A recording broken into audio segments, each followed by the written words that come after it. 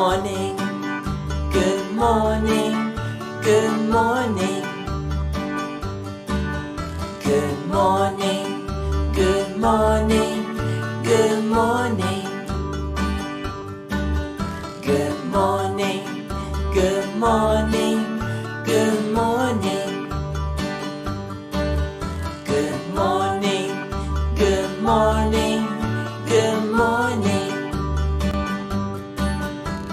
Clap your hands, clap, clap, clap. Stomp your feet, stomp, stomp, stomp. Spin around, spin, spin, spin. Alright. Good morning, good morning, good morning.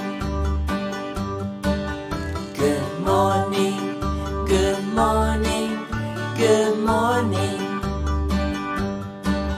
Good morning, good morning, good morning. Good morning, good morning, good morning. Wash your hands, wash, wash, wash. Shake your hands, shake, shake, shake. Brush your teeth, brush, brush, brush. Alright.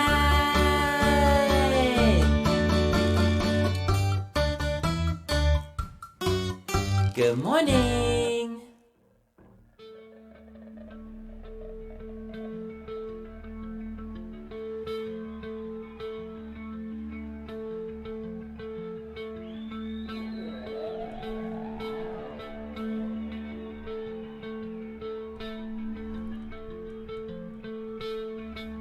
Oh, good morning. Yeah. Good morning in that, too, and also in addition to that as well, welcome to the morning show with Uncle Lou, and, well, maybe BVD for a little bit. I don't know. SaleenDriver is going to fill in this morning, and then we have Tyrance5 coming on here in a little bit, too. So, should be interesting and entertaining, too. I don't know. We'll see. But anyway, episode 51. Amazing. They said we couldn't do it. Yeah, they said that. They were wrong. They were dead wrong, actually, to be honest. To be honest about it.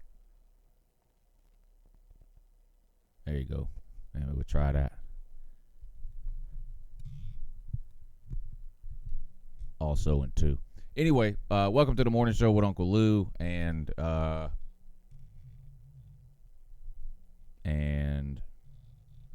several people this morning. We're gonna have to figure this one out as we go today, which shouldn't be a problem.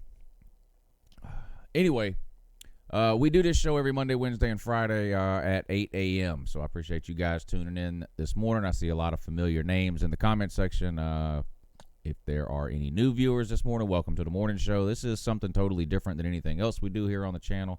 We do talk a little bit of sports here on this show, but it's mostly non-sports related things.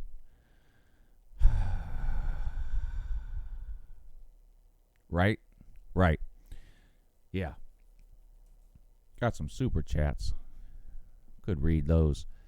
Brian Biak, thank you for the super chat, sir. I appreciate that. He says, one less day on Earth. Enjoy it.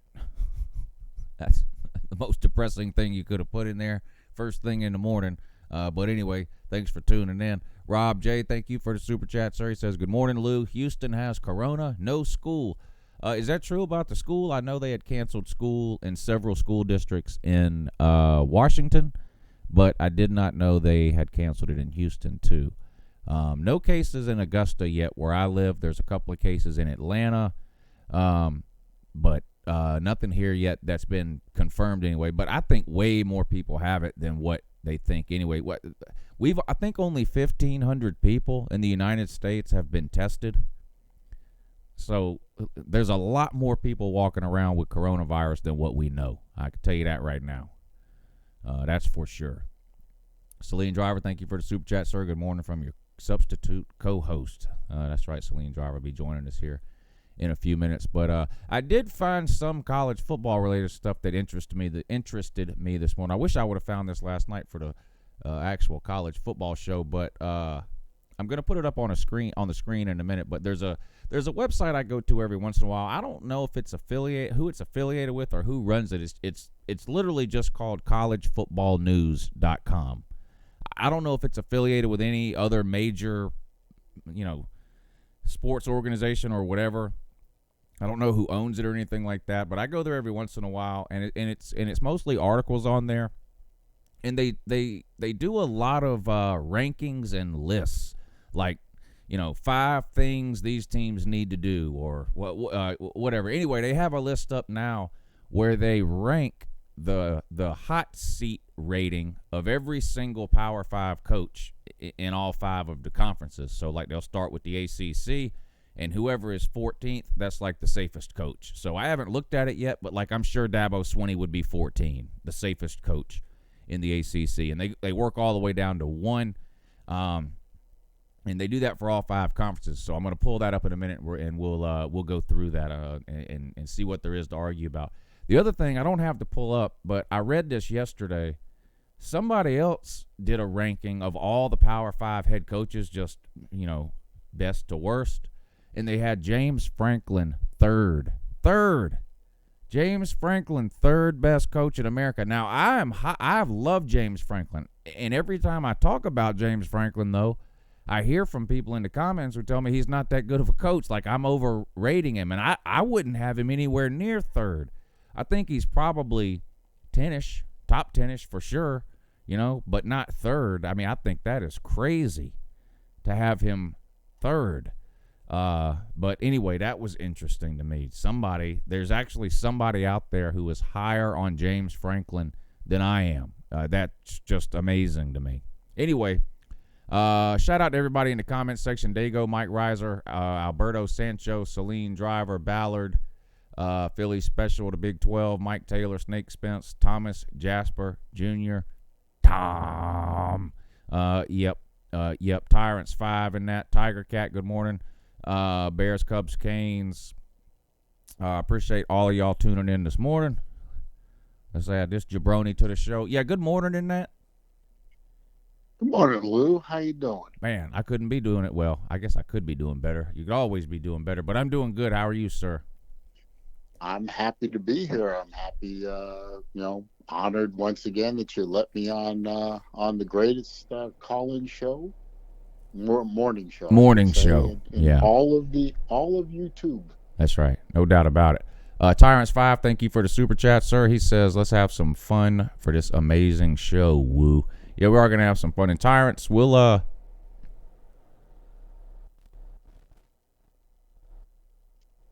right, I had to turn something down there. We'll call you in a minute, Tyrance5, and add you in, okay, buddy? Just hang tight for a few minutes. But SaleenDriver's co-hosting with me this morning. BVD has other plans. If you tune into his channel, then you know what he has going on this weekend. That's not for me to discuss, but if you've watched any of his shows over the last couple of days or whatever, I'm sure you are already aware. But anyway, he's basically out of town for the weekend for some personal reasons, so he's not able to tune in this morning, so you're stuck with me and SaleenDriver. Yeah, and like I said, we'll add Tyrance5. So most people only tune in to hear BVD, so we're just gonna do the best we can to keep the ship afloat today without BVD. I'll try my best, man. Yeah, I'll try my best. But Dago is already taking shots at me. I'm the Felipe Franks of co-hosting. That's not nice, man. That's not cool. Did he really say that? He really said that. It's in the comments section. That's not nice, man. No, that doesn't sound nice at all. We don't refer to him as Franks here. We refer to him as Felipe Le Pew. Yeah. That didn't sound nice at all. Anyway, I don't know if you heard me talking right before you called in about this list I found that's ranking all the coaches, giving them a hot seat ranking. Yeah, I heard that. All right, I'm going to pull that up on the screen. I'm not sure. I suspect Mr. Khaki Pants is top 5, easy. Jim Harbaugh? Yeah, Mr. Khaki Pants, Mr. Sleepover. Well, we'll Mr. see. They have them Party. ranked by conference. So all right. I'm sure he's top 5 in the Big Ten. But Well, I know one guy who's not on the hot seat. who's that? The Florida man. Well, everyone is on the hot seat.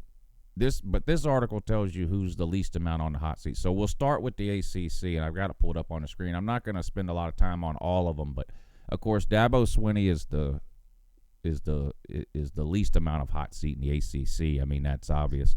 Bronco Mendenhall after that, Virginia. Jeff Hafley, Boston College. After that, Scott Satterfield at Louisville. Of course, he's just going into his second year there, and they were better last year than most people thought, so that sort of makes sense to me. Dave Clawson, Wake Forest. Mac Brown, North Carolina, another one going into his second year that I thought overperformed year one. Mike Norvell, Florida State. They got him right in the middle year one. I think that's fair. You have a first-year head coach. I think that's fair. You stick him right in the middle, So I'm okay with that. David Cutcliffe at 7.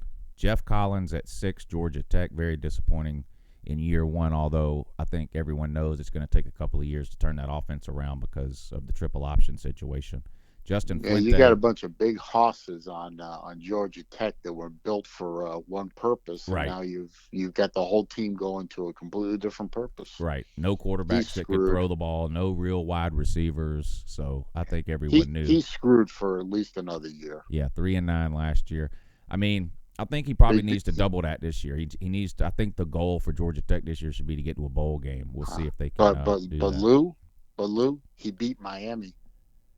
He did beat Miami, but hell, didn't everybody? They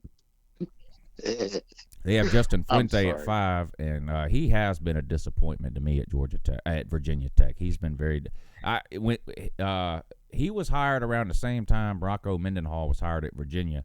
And I would have bet money that Fuente would have been better at Virginia Tech than Mendenhall has been at Virginia, but that hasn't been the case. Pat Narduzzi for Pittsburgh. They got him on the hot seat. Now, Dino Babers, this one doesn't make a whole lot of sense to me. I like Dino Babers. It's hard to recruit in Syracuse. It really is. And I know they haven't had a whole lot of great seasons or anything, and he has a losing record overall. But I think he's doing okay there. I don't know. Dave Duran, NC State, too. And they have Manny Diaz, the number 1 coach in the ACC, who's on the hot seat. And I agree with that. The last year was absolutely pitiful. Losing their last 3 games of the year, losing to Duke and Georgia Tech, getting shut out in a bowl game by Louisiana Tech 14-0, losing to FIU. The only positive, Florida. The only positive for Miami last year was beating Florida State. That was literally the only positive. And Florida State had one of the worst years they've had in 30 years and fired their head coach. So I'm not surprised he's number 1. Any thoughts on anybody in that list? Well, I don't know if you've ever been to Syracuse, but I've been to Syracuse. I've been to Syracuse in the wintertime. Syracuse in the wintertime is not a fun place to be, sir. It's very, very cold. They measure snow in feet. Hell, they measure snow in yards there. It's not a great place to live. It's not a great place to play football. I mean, you're not getting a lot of TV time. You're not getting a lot of attention. And I think recruiting there is one of the hardest recruit jobs going in Division I. So, it doesn't surprise me that Syracuse isn't doing well. It doesn't surprise. I think that Syracuse should be happy that they got a half-decent coach for once and that they can produce 7-8 wins a year on a semi-consistent basis and move on with your lives. I mean, you have a hell of a lot more important things to worry about in Syracuse, like not getting frostbite. So, come on. All right, moving on to the Big Ten here. The safest coach in the Big Ten, according to this list, is Kirk Ferentz from Iowa, and I agree with that. And here's why: they've only had 2 coaches, Iowa, my entire lifetime. I'm 41 years old. Right. Who was the I'm other 40. one? The I one can't. before Ferentz. I can't remember his name, but he was there for like 20 something years, and now Ferentz has been there for about 20 years. Yeah, so well, they hire, don't fire coaches there. They're very loyal to their coaches there. Yeah, I was going to say, when you get hired in Iowa, it's like a lifetime appointment. It's like being on the Supreme Court. Yeah. So they've got him safe. Greg Schiano, 13. His first year back at Rutgers. I agree with that. I mean, let's be real. You don't bring Greg Schiano back in and give him the money you didn't. Like, no matter what, they're not firing him after this year, barring some off-the-field scandal. So I agree with having him at 13, I guess. Paul Christ at Wisconsin. Now, some people want to say he's underperformed or whatever because they never seem to get the job done. But they're sort of in the Georgia, Oregon category to me. Like, Wisconsin is one of the best 3 or 4 teams over the last 20 years that hasn't won a national title. Same with Oregon, same with Georgia. But it seems like they win 10-plus games every single year, challenge for the Big Ten every single year. Now, they're in the weaker of the 2 divisions over there. I mean, Wisconsin puts a pretty good team on the field every single year. 4-1 in bowl games, 52-16 overall. So, I mean, not a bad record at all. Nah, Chris is safe. Pat Fitzgerald at Northwestern. He went to Northwestern, played for Northwestern. Now he coaches for Northwestern. They had a terrible year last year, worst year he's ever had there. They were 3-9 after going to the Big Ten championship, I think, the year before that. It's hard to recruit for Northwestern. Very hard. They're sort of the Vanderbilt of the Big Ten. Their academic standards are really high. Yeah, but I like their uniforms. They do have good-looking uniforms. The purple and black. It is a good-looking uniform. P.J. Fleck, Minnesota, no surprise that he's considered pretty safe after the year. They had James Franklin, 9, Ryan Day, 8, Mel Tucker, 7, another guy, first-year head coach. Come from Georgia, spent, 1 year at Colorado, and then gets the promotion to a Power 5 job. I'm interested to see what he does at Michigan State. They're sort of a little brother school in Michigan, but of course they made the college football playoff not that long ago, 4 or 5 years ago. I know they got shut out, but still, less than how many teams have made the college football playoff? 8, something like that. Yeah, 8 or 9. So I mean, he's not walking into a terrible situation. Now their offense has been abysmal, which is kind of. I figured they would go after an offensive guy. After watching that offense the last 3 or 4 years, it sure does seem like the fans would be clamoring for a Dan Mullen type hire. I mean, their defense has been okay. It's been their offense that's been pitiful, but they go out and get former Georgia defensive coordinator Mel Tucker.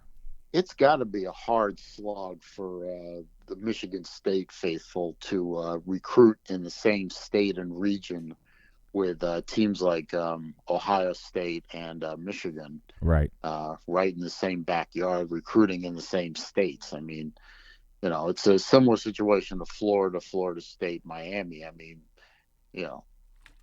it's a bigger pie in Florida than it is in the Midwest, but still you got 3 power teams. Well, 1 power team and 2 used-to-bes, but it's got to be hard for Michigan State.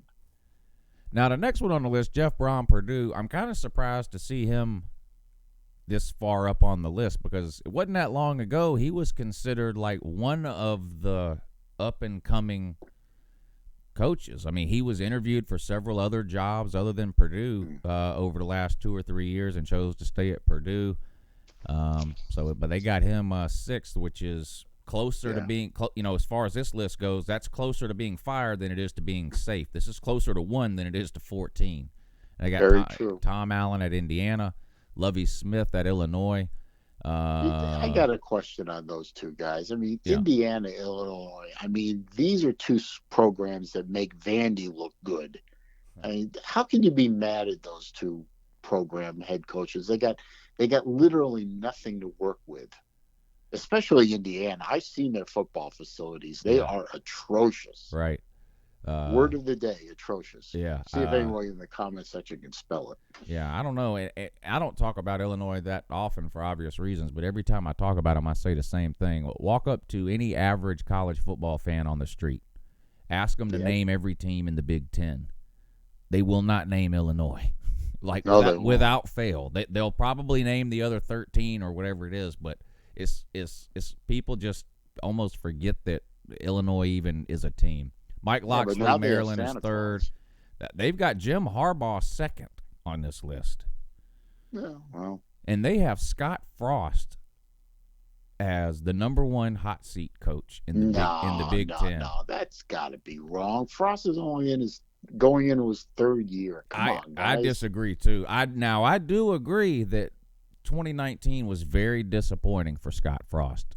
Not just because the expectations were unfair, but he didn't even come anywhere close to meeting that. I mean, at times Nebraska looked worse year 2 than they did year 1. I mean, Adrian Martinez was a Heisman contender in the preseason. They were supposed to contend for a division title, and they just crapped the bed week after week after week. So I understand being disappointed in Scott Frost last year, but I cannot understand having him ahead of Harbaugh on this list. I agree completely. I mean, look at the paragraph that they wrote right up there on the screen.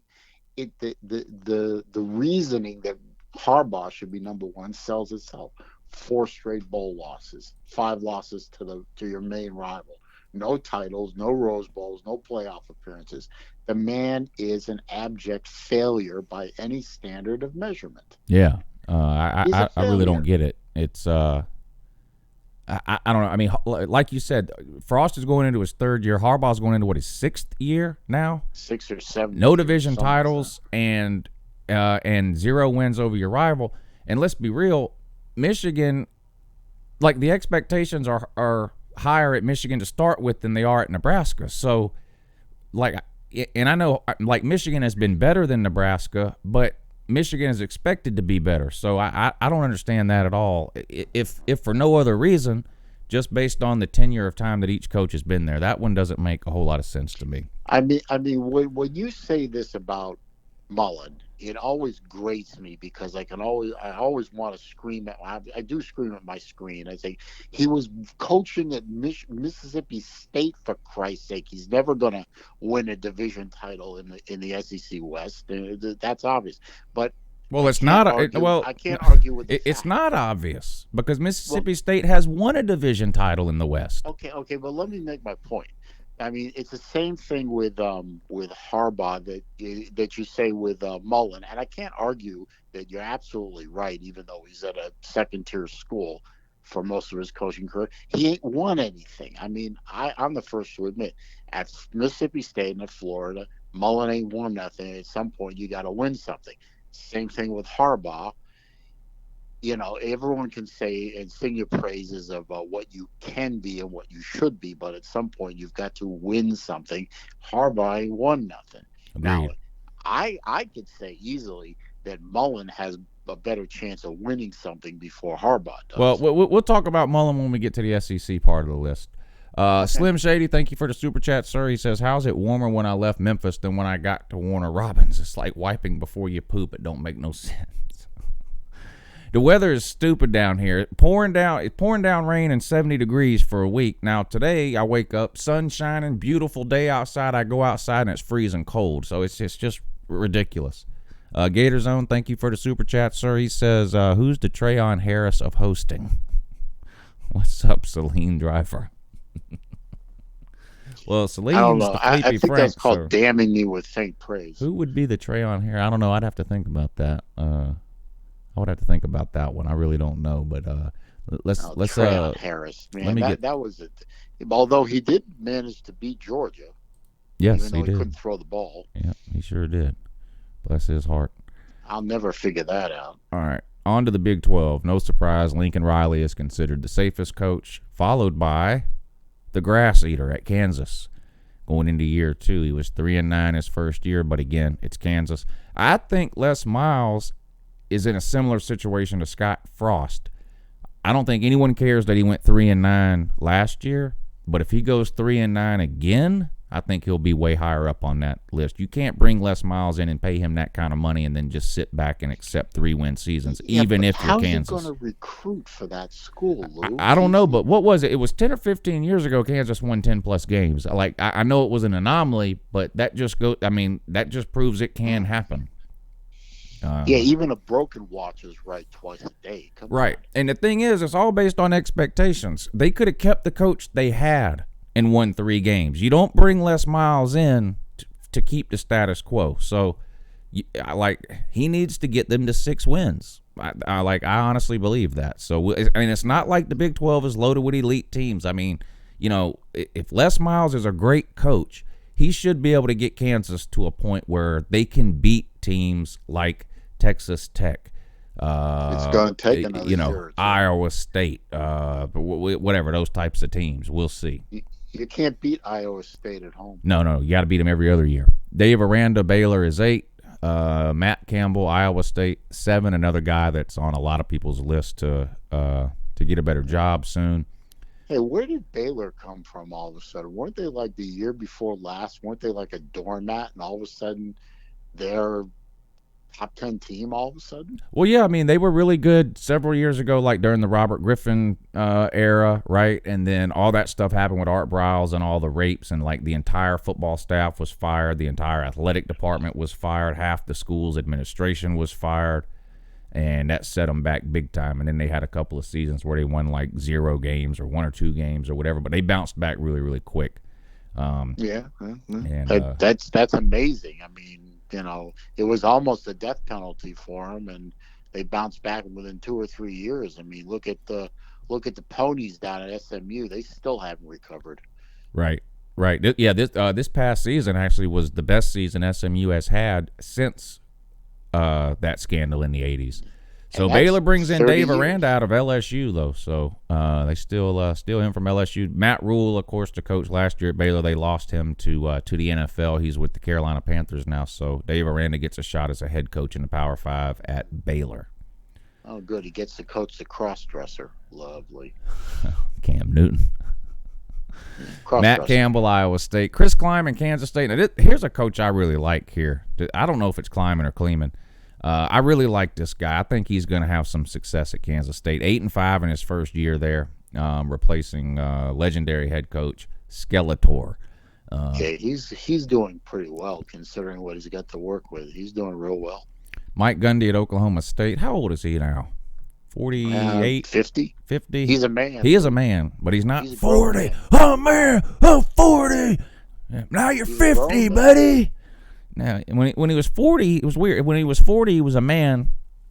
Now he's 50 and he has a mullet. Weird how that happens. Gary Patterson at TCU is 4th. Neil Brown, West Virginia, 3rd. Another coach I really like, although I just don't have a lot of faith right now in West Virginia. Tom Herman on the hot seat at number 2 at Texas. Can't have all these we're back seasons of losing 5 games at Texas. And then Matt Wells, Texas Tech, who's just been a terrible team lately, going 4-8 last year. Matthew McConaughey as head coach. He's already at every game. Man. He's a number 1 cheerleader. He's already roaming the sidelines, put a headset on him, and And as for Texas Tech, I mean, come on, guys, you had your 15 minutes with Mr. Sasquatch. Go away. Right. All right. Now what everyone's been waiting for, the Pac-12. Kyle Whittingham is the safest coach in the Pac-12. He's at Utah. Wake me up when it's over. Mario Cristobal, Oregon, safe at number 11. Nick Rolovich, safe at number 10, Washington State. That's just because he's a brand new coach there, so he's coming up on his first year. David Shaw at Stanford. Disappointing season last year, but overall David Shaw's done pretty well at Stanford. They're like Northwestern, like you mentioned earlier, hard to recruit there sometimes. They've got Herm Edwards, 8, Arizona State. That's a guy I was wrong on. I thought he was going to fall flat on his face, and he's actually done a lot better than what I thought he would do there. Hey, Lou, I got a question. I want your opinion on something with Herm. You think he's actually coaching, or you think he's a figurehead? I think he's actually coaching, and just him being there, I think, has helped recruiting. You know, players like the idea of playing for a guy with NFL experience and pedigree and stuff like that. That's what I thought. I thought he was just hired for recruiting purposes, and they'd let the OC run the program. But I don't know. You might be right. I know. I think he's now. I think he does take a hands off. Like if you look at Kirby Smart, like the knock on him, or one of the knocks is like he won't get his hands off the offense. Like he needs to just let the OC be the OC. I do think Herm Edwards is letting the OC be the OC, letting the DC be the DC, and he's just sitting back and managing it all. But I don't think he's totally just a figurehead. And okay, I'm gonna do like a dark horse video probably sometime the next couple of weeks. But just spoiler alert now, Arizona State would be one of my dark horse picks to win a division this year. I don't think a lot of people will be picking Arizona State to win the Pac-12 South, but that's sort of the definition of a dark horse. So that's a bold statement. That is a bold statement. That's a bold statement. You're That's going a hot way take. out on the bleeding edge of the tree limb. UNCLELOU with the hot takes. Justin Wilcox, Cal at 7. Jonathan Smith, 6 at Oregon State. Jimmy Lake, and brand new coach at Washington, replacing Chris Peterson. Plus they lose Jacob Eason, so we got some issues there, but they've got him 5th. The problem, Jimmy Lake's walking into a tough situation. Washington made the college football playoffs. I think it was the inaugural year. Wait a minute, did they? Yeah, played Alabama, right? Yeah. And then they seem to win 10-plus games every single year. Seems to be between them and Oregon on who's going to win the North almost every single year. So, like, this isn't a Les Miles or a Scott Frost situation where Jimmy Lake, if he gets 3 or 4 wins, people will say, well, it's his first year. He better win 9+ games or people are going to be calling for his head immediately. So this, even though this is a first-year guy, this makes sense to me to have him at 5. Number 4, Carl Dorrell, Colorado, another first-year guy replacing Mel Tucker. Kevin Sumlin at Arizona. I think it's time to just accept the facts that Kevin Sumlin's just not a very good head coach. Fell on his face at Texas A&M, blamed everything under the sun for it. Miserable there. Outside of that one time Johnny Manziel had that great game against Alabama, I don't think there's been nothing memorable happen to any team coached by Kevin Sumlin. And at Arizona, he's terrible. He's 9-15 there. He was brought in at the same time Herm Edwards was, and he's getting out-coached, out-recruited, out-everything by a 90-year-old Herm Edwards who's been rotting away at ESPN for 15 years before he took Kevin that job. Sumlin and Taggart are related. Oh, man, I don't know if I would put him in that category, but, man, he sure is getting close, though. I would agree with you there. They both don't know what the hell they're doing. They're both in over their heads. Yeah, you may be onto something. They've got Chip Kelly at number 2 and Clay Helton at number 1. And, of course, Clay Helton, who should have been fired last year. They should have. I don't know what they were thinking. Why are they hanging on to that joker? They should have done whatever they could to get Urban Meyer, and they didn't. All right, and I'm so conflicted over Urban Meyer, as you can probably guess. But overall, I'm really angry at what he did to us. Oh, no doubt. Now, before I pull up the SEC list, I'm going to give you an opportunity. 3 things I want you to guess. Well, okay, we know who the safest coach is going to be. It's going to be Saban is going to be 14. I want you to guess who's going to be 13. So who's the next safest besides Saban? Who's going to be 13? Who's going to be number 1? Who's the coach that's most on the hot seat? And where do you think Dan Mullen is? Those are the 3 questions. Okay. Go. Number 13, I'm thinking is going to be Kirby. There's no way he's going to ever get fired. I mean, he's too damn good. Mullen is going to be right around 11, 12, 13, somewhere in there. I don't think he's anywhere close to a hot seat. All right. I think number 1 is going to be my heart wants to say Moose Dump, but my head says Pruitt. Oh, Pruitt. Tennessee fans are, God love them. I mean, bless their hearts and all that, Southern stuff. I think they're crazed. I really think they have such ridiculous level of expectation that they're going to be screaming for Pruitt's head unless they beat Florida, beat Georgia, beat Alabama, and end up in Atlanta against somebody, Yeah. I haven't looked at this list, I promise. I'm going to agree with you, Kirby Smart 13. I'm going to agree with you, Dan Mullen, somewhere 10 to 12 probably. Yeah. And then I'm gonna say you have Pruitt a little too high. Yeah, I might. That's why I said my heart says Moose Dump. My head says Pruitt. I'm conflicted on that one. I would like to see. I'm conflicted on Moose Dump. I mean, I love to see him get humiliated at every chance he gets. Right. I love to see Florida spank the snot out of him, except for that 1 year. I can't overlook 17. But he is hopeless as a head coach. I mean, what he did to our program is criminal, and what he's doing to South Carolina, if I were a South Carolina fan, it would be criminal. But being a Gator, it's funny, All right, I'm gonna guess that Muschamp is number 1, and I'm gonna guess that Malzahn is number 2. You know who might be fairly high up is Jimbo.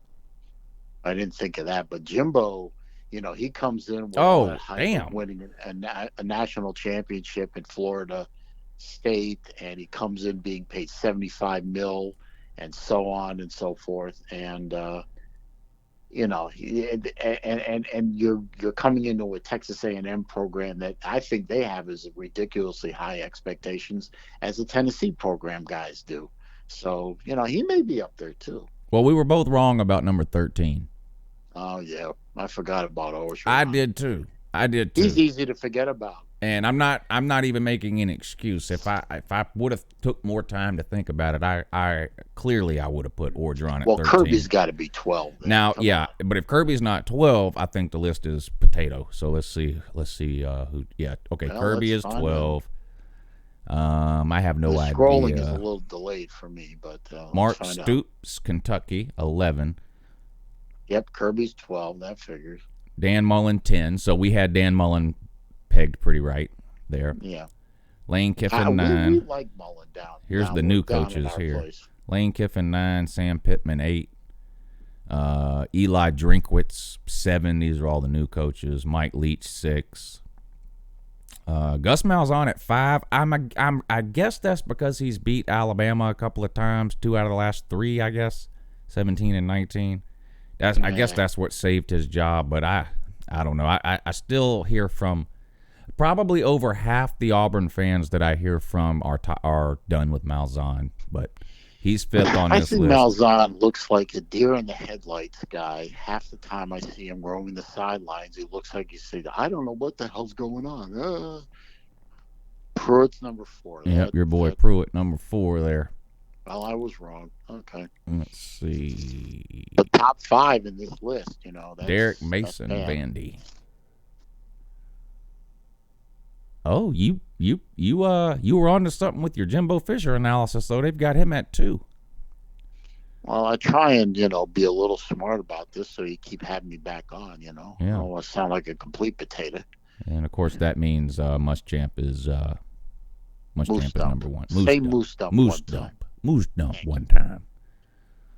I don't understand Vandy. I mean, I understand it. I mean, every team wants to be successful. Every team wants to have a winning record, go to bowl games, bring in that money, and all that. But Vandy's an academic school first and foremost. They're recruiting in the same state as Tennessee.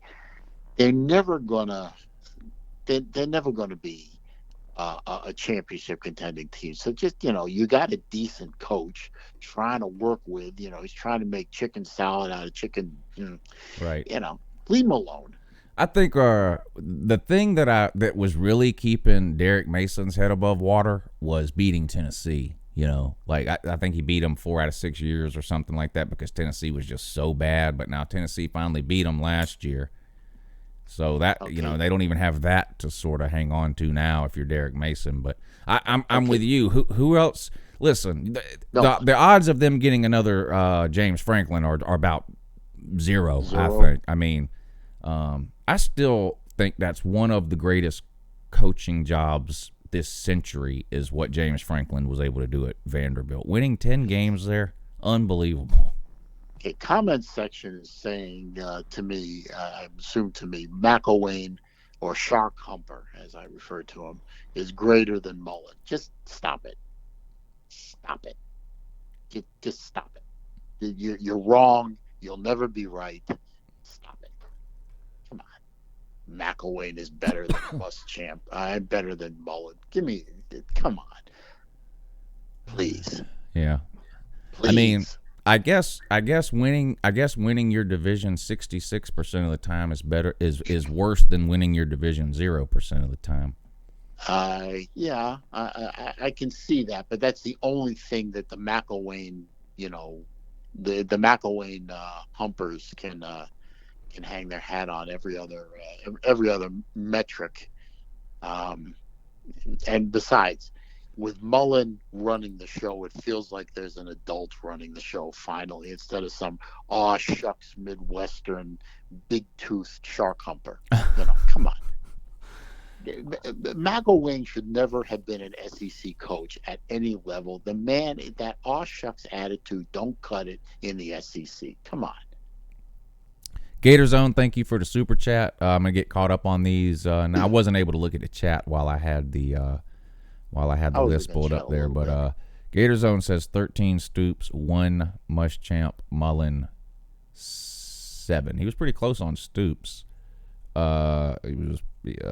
He had Mullen at 7. Mullen ended up being number 10. Slim Shady, thank you for the super chat, sir. He says McElwain 2 division titles, fired. Mullet, no division titles, not even a warm seat.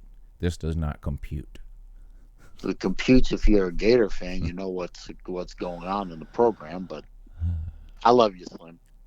I love you, Slim. Gator Zone says Stoops, Kentucky, longer than any other coach if he wants it. We'll see. I think it's going to be interesting to see what happens, because Stoops could have probably. Sometimes you have to strike while the iron is hot, and I'm not sure Stoops' iron at Kentucky will ever be as hot as it was 2 seasons ago. I agree. So he either really, really loves it in Kentucky, or he just doesn't have any ambition further than that. I don't see a scenario playing out anytime in the immediate future that involves Kentucky coming in second in the SEC East, which is what happened a couple of seasons ago, and they beat Florida, and with the 10-win season. And that's not really anything against Stoops or Kentucky. The problem is Florida is better now than they were 2 years ago. Tennessee is better now than they were 2 years ago. And, of course, you still have Georgia. And I'm going to be honest, off the top of my head, I don't remember the last time Kentucky beat Georgia, but it's got to be close to 10 years. I mean, it's been nothing like the streak Florida had, but even that year that they won the 10 games, I think it was 34-7 or something. It wasn't that close of a game. So I don't know. I think it's been a good while since Kentucky beat Georgia. I think it's been a good while since Kentucky was competitive against Georgia. Yeah. Well, and what was the score Kirby's first year, 2016, was a close game, but we beat him in Lexington. That was Rodrigo's freshman year, and he hit a game-winning field goal. He was like 4 for 4 that game on field goals, and we ended up winning, I think, by a field goal. He kicked a game winner, but it's been I don't care enough to look it up, but it's been a while. It's been a while since Kentucky has beat us. I know that for sure. Ain't been 31 years, but it's been a while. Right. Let me. I'm gonna add Tyrance5 to the call here, so you'll be placed on hold for just a second. Okay. Cool. All right. Give me just a second here, and we'll add Oklahoma fan Tyrance5 to the conversation here and see what he has to say. I hope that's the right number. We'll find out here in a second.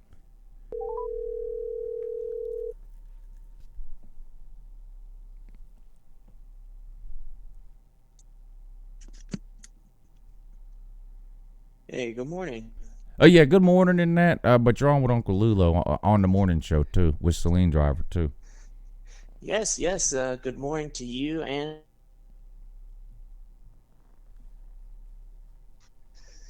All right, both of you guys there now? Yep. Yes. Okay. Yep. Great. great. I love it when Hey, things Terrence, work, how you doing, man? which doesn't happen very Oh, Saleen, I'm doing great. often. How about yourself? I'm doing fine. I'm doing fine. Oh, hey, it's amazing, sir. Hope it gets even better for you. Well, the day's still early. There's plenty of opportunities for it to go good or go bad. Oh yeah, you never know. Tyrance, This is the highlight most of my people, most people probably know you, and a lot of them were probably even listening the last time you were on the morning show. But per usual, just take a minute or two, introduce yourself. Tell the people a little bit about yourself, whatever, so they know who they're listening to.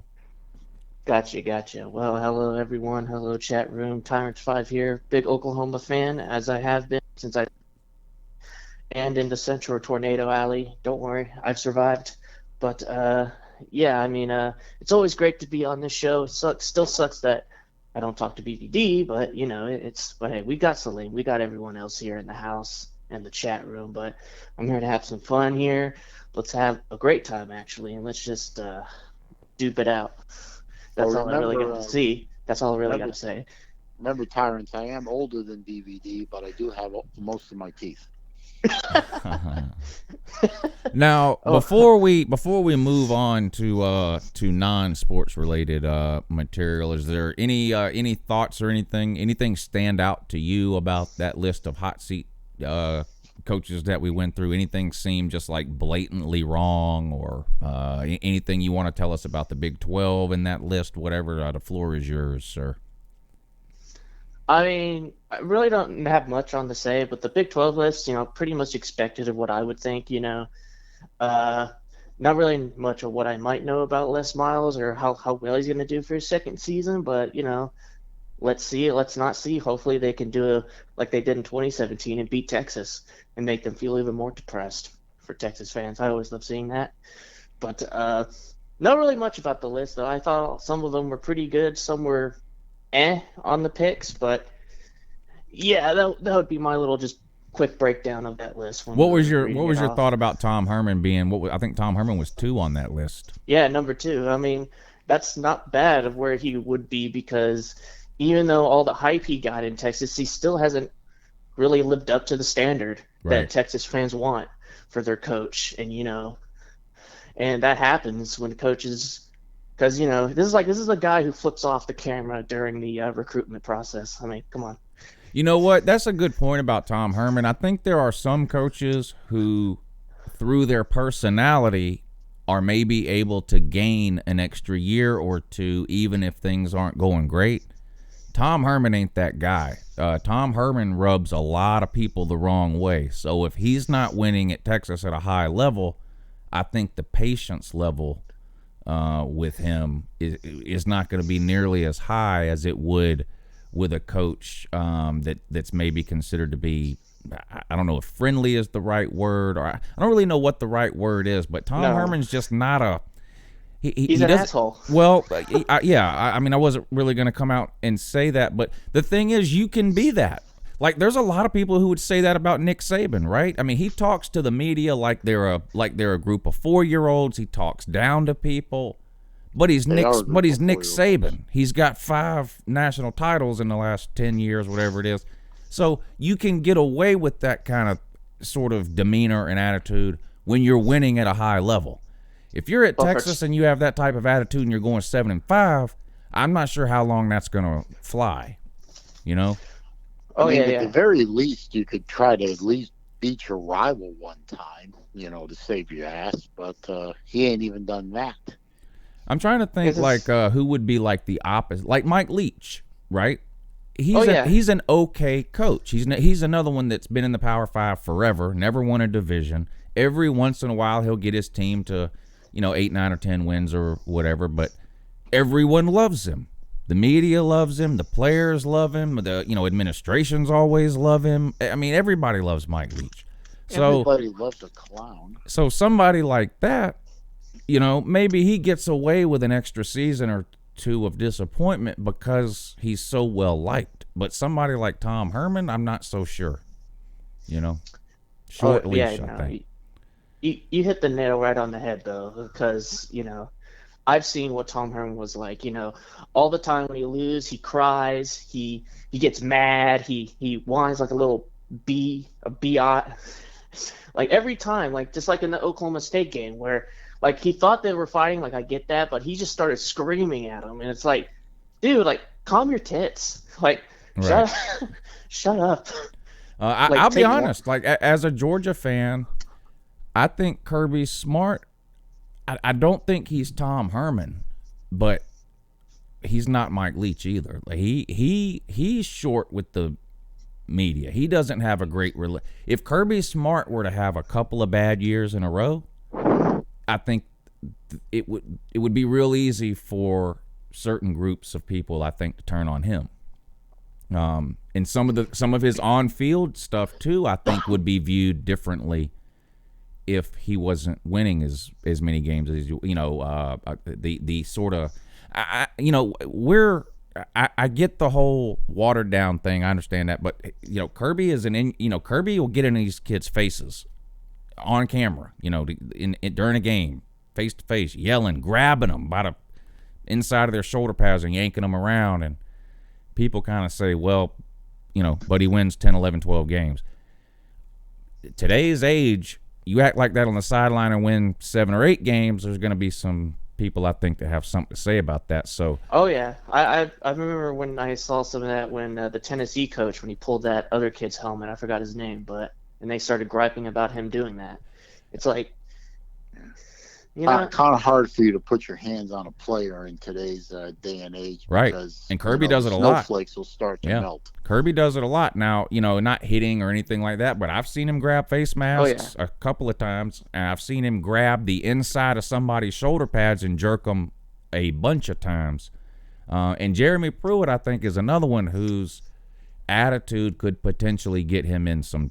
I don't want to say trouble. Well, Jeremy Pruitt is one, I think, whose attitude would lead to a shorter leash than a coach who maybe has an easier to get along with sort of demeanor. I mean, we all remember the first year when he kicked the whiteboard over on the sideline, and I could tell you all kinds of stories about his time at Georgia, but he doesn't make a whole lot of friends either, Jeremy Pruitt.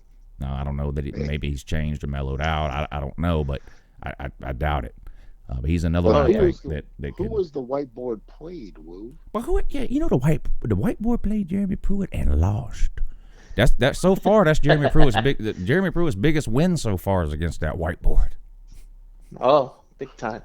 And also, the whiteboard bit back. Oh yeah, oh yeah. Also, big thing. I just love seeing Texas fans cry and whine. Yeah, it's sort of like me with Florida State fans. I love to see the Florida State fans melt down.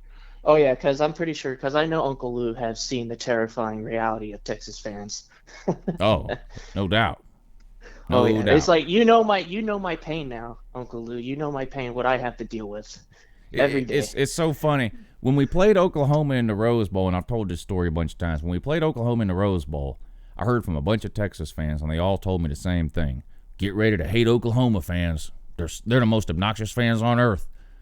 And then the following year, when we ended up playing Texas in the Sugar Bowl, I heard from all the Oklahoma fans, and guess what they said? Oh, get ready to hate Texas fans. They're the most obnoxious fans on earth.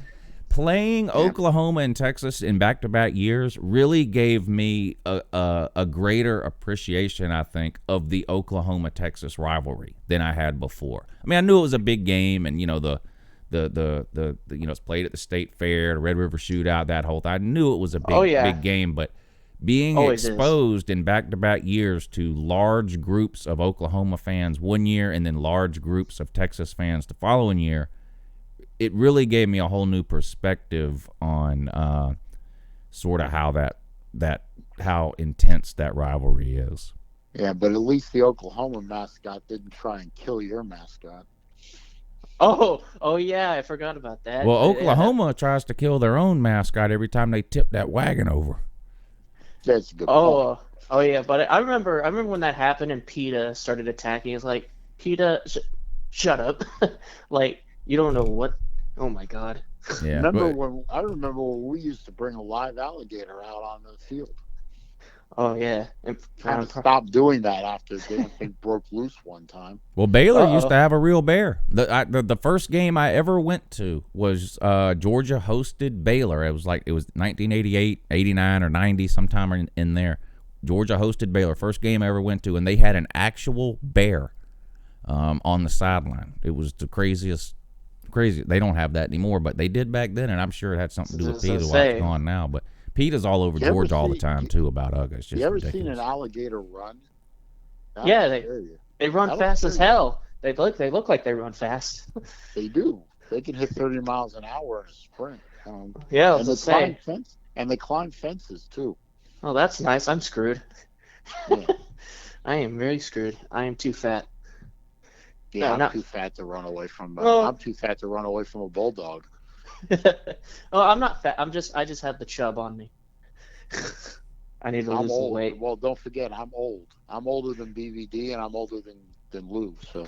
And you're way older than me. When will these organizations and things like PETA realize that the average person supports PETA in general, or at least the idea of PETA? I support the idea. Don't beat your animal. Don't beat your animals. Don't abandon your animals. Don't go out and buy or get animals that you can't afford or don't want to take care of. Don't run a dog fighting ring. I mean, these are things that most people are in agreement with. But it just seems like groups like PETA, and PETA's not the only one, but we happen to be talking about them. They have to take it. They always have to take it a step further, right? There's not a better treated animal on planet Earth than UGA. The dude has air conditioning in his doghouse. And they are on and on every single year about what a travesty it is, what a miscarriage of justice it is that Georgia has a live bulldog mascot. And there's things they've done that are worse than that, but that I'm a Georgia fan, so that's the example I use. But like I won't donate to PETA now because they're so over the top. But I'm in support of the general idea of PETA. I think everybody is, but people always have to take it too far to the next thing. You're just like, you know what? You're just being ridiculous now. You know what I mean? Yeah, I know. Like, hey, no. You hit it right on the head, Lou. I mean, like, I support the idea about, like, what PETA does and everything, like, the idea of it, but it's just, they try to go over the top with everything and try to make everything, like, bad. Like, I've seen that bulldog. He looks happy, even though he sleeps a lot, but, those are bulldogs for you. They're not really the healthiest and fit animal. I'm just going to say that right now. They're not.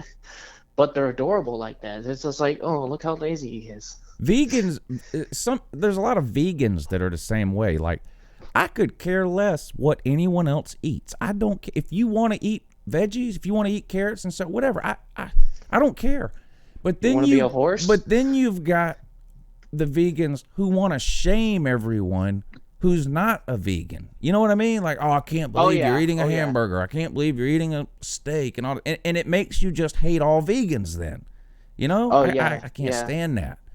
I can't stand that. I actually had an experience like that before. I was walking around in the beautiful city of Norman, just trying to have a good time eating my McDouble from McDonald's, trying to get my double chin going. There you go. Yeah, I'm living the dream. Walking around and I don't know, this chick with a short bold cut hair, pink, white, blue, like a mixed color. I know it's probably like stereotyping the liberal thing, but she actually looked like this. But she just said, "Do you know what you're eating?" And I was like, "A hamburger." And then she said, "You know that animal died for your eating pleasure, right? Why are you eating that? You're not allowed to eat that. You're eating an abused animal or something like in captivity." I was like, "And like you think I don't know this? Like, where else do you think where meat comes from? Yeah, it comes from factories where animals die. I know what happens. Like, you're not gonna shame me into not thinking about this burger while now I'm gonna put it down. Like, well, holy God, thank you. You made me learn my lesson by just shoving it in my face and making me feel guilty about it. But I didn't, and guess what? I just bit it down and I said, "You have a good day," and I just walked off. Yeah. I have a good I have a good thing that happened in a good story. Back in the 90s when I was living in Atlanta, at Metro Atlanta, I was out with it was me and my then girlfriend, now ex-wife, and a couple of her friends. We all decided to go to a vegetarian restaurant just to try it out, see what was going on. And we walked in there and we sat down at a booth and we ordered and we're eating. We couldn't understand why the entire time we were in there, everyone was looking at us, literally staring at us hard and angry. I mean, the angry stare, you know what I'm talking about. You couldn't figure it out. I mean, we didn't look exactly like them, but I didn't think we stood out or anything. We didn't say anything that would make it seem like we didn't belong there, or we're trying to have a rib at them or whatever. Couldn't figure it out until finally it dawned on me. All four of us were wearing black leather coats because it was winter. And we walked into a vegan restaurant, a vegetarian restaurant with leather coats on. And all of a sudden it dawned on me. And then I said to the girls, I said, now I know why they're all looking at us like we're angry. We're all wearing leather coats in a vegetarian restaurant. And we all just kind of paid our bill real quick and left before the riot started. I mean, there's some vegans that are like religious fundamentalists. Like it's not enough that they're vegan; they have to like try to force that. It's like Sharia law of eating. It's like, this is what I believe. So if you don't eat this way, there's something wrong with you. Like somebody's churches and stuff that do to door or whatever. But it's like you're somehow you want to, again, you can be a vegan. I don't care. It doesn't matter. But the idea that somehow anyone that's not, there's something wrong with someone who's not a vegan, like there's somehow, like I'm somehow doing something wrong because I'm eating a steak. No, if I held you down and force fed you a steak, I would be doing something wrong. You can eat whatever you want, but so can I. Yeah, like no problem. Like, right there, Lou. It's just like, even that one experience I had with that one person who was just bashing me just because I was eating a hamburger. Like, I don't hate all vegans. I actually have a few friends that are vegans. They're fine people. It's just the people that I hate, those types of people that just make them look bad. And those people who just try to shove it down your throat, like, oh, you're killing animals for your eating pleasure, or like, you got to stop eating meat, and they'll try to beat you over the head with it. It's like, can you leave me alone? And plus, that woman, though, that was yelling at me, she looked like in her 40s with a bowl cut, and I was like, why don't you just go to a store and yell at a manager or something? Like, leave me alone.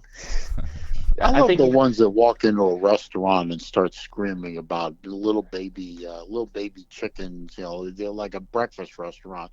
They walk in, they videotape, and they're videotaping. All these baby chickens have died, so you can eat them. Blah blah blah. You know what? This is one of the reasons why I want to carry around one of those big old spray cans of mace that can, one of the big ones with the trigger on it that can shoot the mace like 20 feet, straight out, and just blast them in their little scrawny faces. But considering how anemic most vegans are, it'll probably kill them. Oh yeah.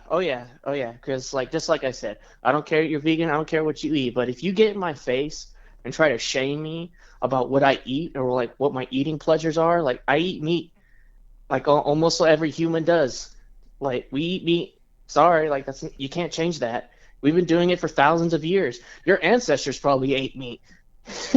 The fun part is they, especially the guys, they all have that beta male, skinny jean wearing, beanie wearing, cheesy looking beard, nuts tied up on the crotch. I say, you know what? You don't even know which bathroom you're supposed to use. You're gonna tell me how to live my life. Well, hold on, Mama, and go have a vegan hot pocket. Now I wear skinny jeans too, so it's not my fault. That y'all might be overweight and can't. I don't know, but that has nothing to do with veganism. Don't confuse the two. Now I've met Uncle Lou. I enjoy my size. He's in good shape. He's in good shape. I wish I was like him. I wish I was skating like him. But Lou, in about 10 years, you're going to have a dad bod just like everybody else. So, well, yeah. calm Yeah, yourself. you're gonna feel the pain, Uncle Lou. Then you're just gonna say, "Why did I talk smack like that?" I'm sure. You know what's going to happen, Lou? One of your kids is going to walk up to you in their early teenage years and say, "Daddy, I want this." You're going to say no. They're going to say, "I hate you," and you're going to reach for the pudding.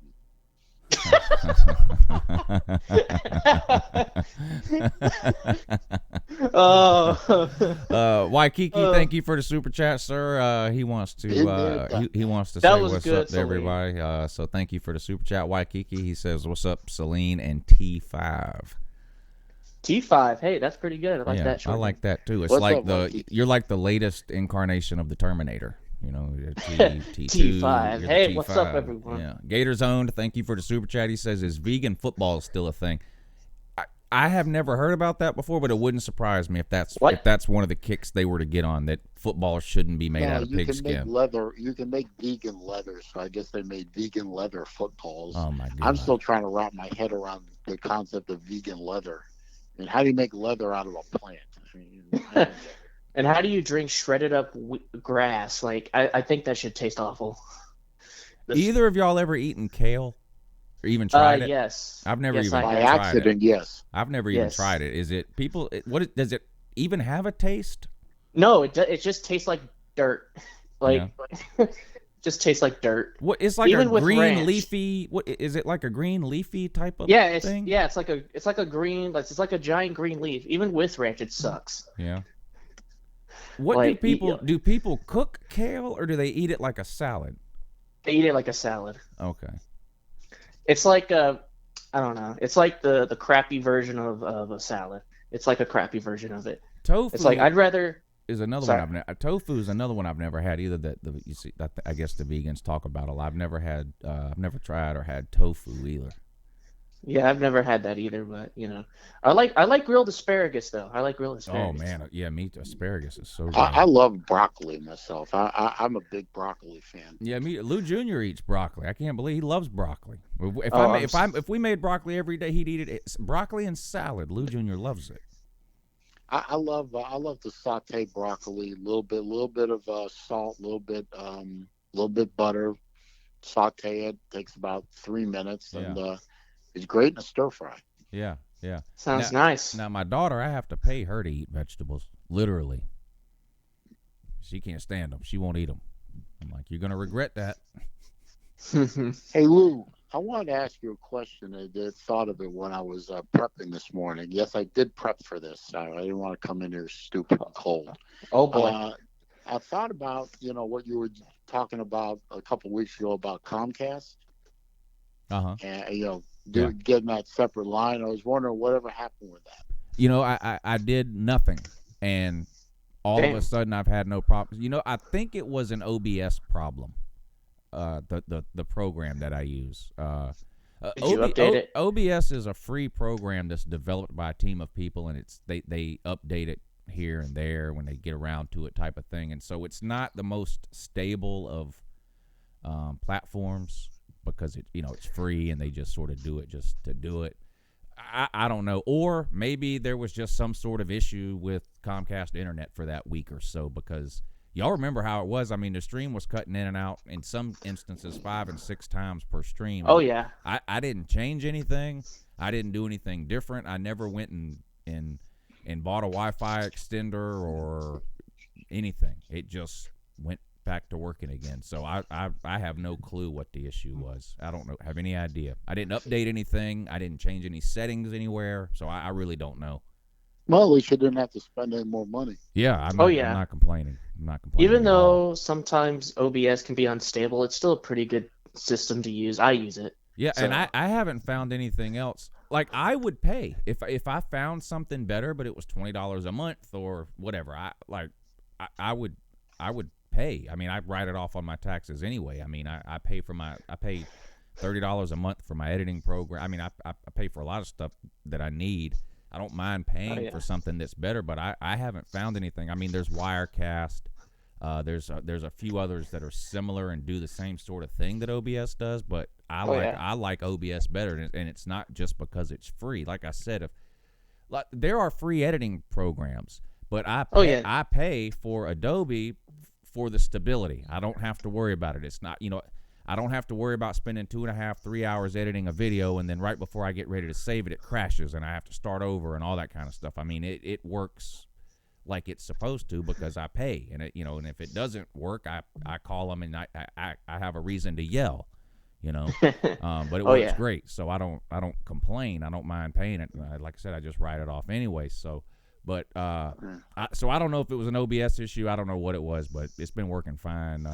I'm glad to hear that. Yeah, well, that's good though, Uncle Lou. That's good. It was frustrating. It was so aggravating because y'all both. I mean, y'all know how it is. If you're live streaming, it doesn't matter how many people are watching. If you're live streaming and your stream cuts out, even if it's for 10 or 15 seconds, you're gonna lose some number of people that are watching. And they're not gonna come back.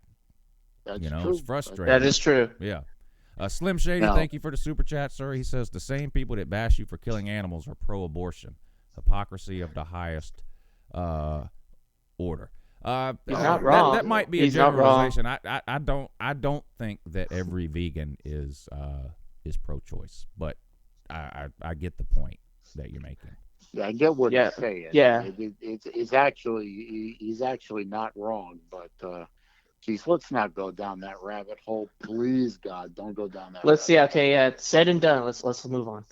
Let's go. Yeah, I could. If you think the stream cutting in and out is bad for viewership, I could kill this stream in about 5 seconds if we don't move on. Oh yeah, let's go. Come on. So anyway, more. Well, he didn't have to spend any extra money, which is good. Now you can get on that watch list I gave you, because I am your watch consultant. I gave you a list. Yeah, I've seen the watches that you had. Pretty nice stuff. I wish I could have something, but the only thing rare I have is a buffalo nickel. Ooh, nice. Yeah, that's the only rare coin I have. I mean, I like collecting coins. AKG says I need to upgrade my channel. I agree with you, sir. If you're willing to donate to me some money to get me to buy some better equipment, I'm all for it. Just give me your account information, your social security. We'll work something out. I'll give you my PayPal ID, and you can deposit any amount of money you wish into my PayPal account, and I'll be more than happy to buy some better equipment. Although I did recently buy a better tripod and camera holder. Well, that's nice. Hopefully, it wasn't too much. $50. That's not bad. Yeah, as soon as one of my two daughters is about to move out of my house, well, they're both up at UF right now, but one of them's about to move into her own place permanently after she graduates. So I'm thinking about turning her room into a YouTube studio thing. That's not a bad idea. You should probably do that. Well, you need all the empty nest thing going, Yeah, and it's like celebration. I don't have Is it? I'm fortunate. I'm blessed that my older daughter she's going to graduate in May. She's going to be she's getting a teaching degree. That's awesome. Congrats, she's going to do 1 year. Thank you. She's going to do 1 year of master's degree. She got her internship here in the same town I live in Florida. And she's going to move in here for a little bit and then move in with her boyfriend. Nice house, nice neighborhood. And I'll still have some family around. I still have my parents nearby. I'll have one of my daughters nearby. So always good. And the younger one is, she's doing well in college. So got good blessings all around. But that's always. Sorry, go ahead. When I fall down. Oh no! Hey, that just means you have a great family around you, and they'll take care of you. Just like me, I always try to take care of my family, even though sometimes they have to take a bunch of money out of my paycheck, but I'll help them. Christy wants to know if I'm a Yankee. I say, I was born in Boston, Christy, but I've lived in Florida since '72. And I did 10 years up in Metro Atlanta, so I've lived most of my life in either Florida or Georgia. Carpetbagger So confirmed. Nice. I Nice. guess you could say I'm a damn Yankee because the difference between a Yankee and a damn Yankee is the damn Yankees came down and stayed. Carpetbagger confirmed. Carpet. Oh, come on, Lou, you know you love me. Carpet. You don't have to bagger stoop to that low. confirmed. Yeah. Saleen always shows you love and support. Let me ask y'all Hey, this. as We're going long- to change. as long as We're going Lou to change shows his topics tolerance. completely here. I want to ask y'all, and people in the chat, I want to know this from you guys too.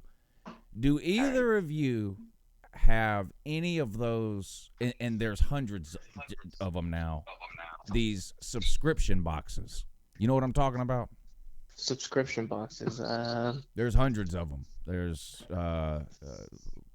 like sock of the month, where once a month you get a box that's got socks in it. You don't know what you're getting. Oh it's just got no, socks no, in it. I don't have that. There's no. there's all different kinds. The shave There's the club, Manscaped. the dollar of there's the shave club, all those kinds of things. There's like Stitch Fix, where once a month they send you an outfit. You have no idea what you're gonna get. It just shows up, and you just pay a set monthly fee, and they send you a box every month, and it's got whatever in it.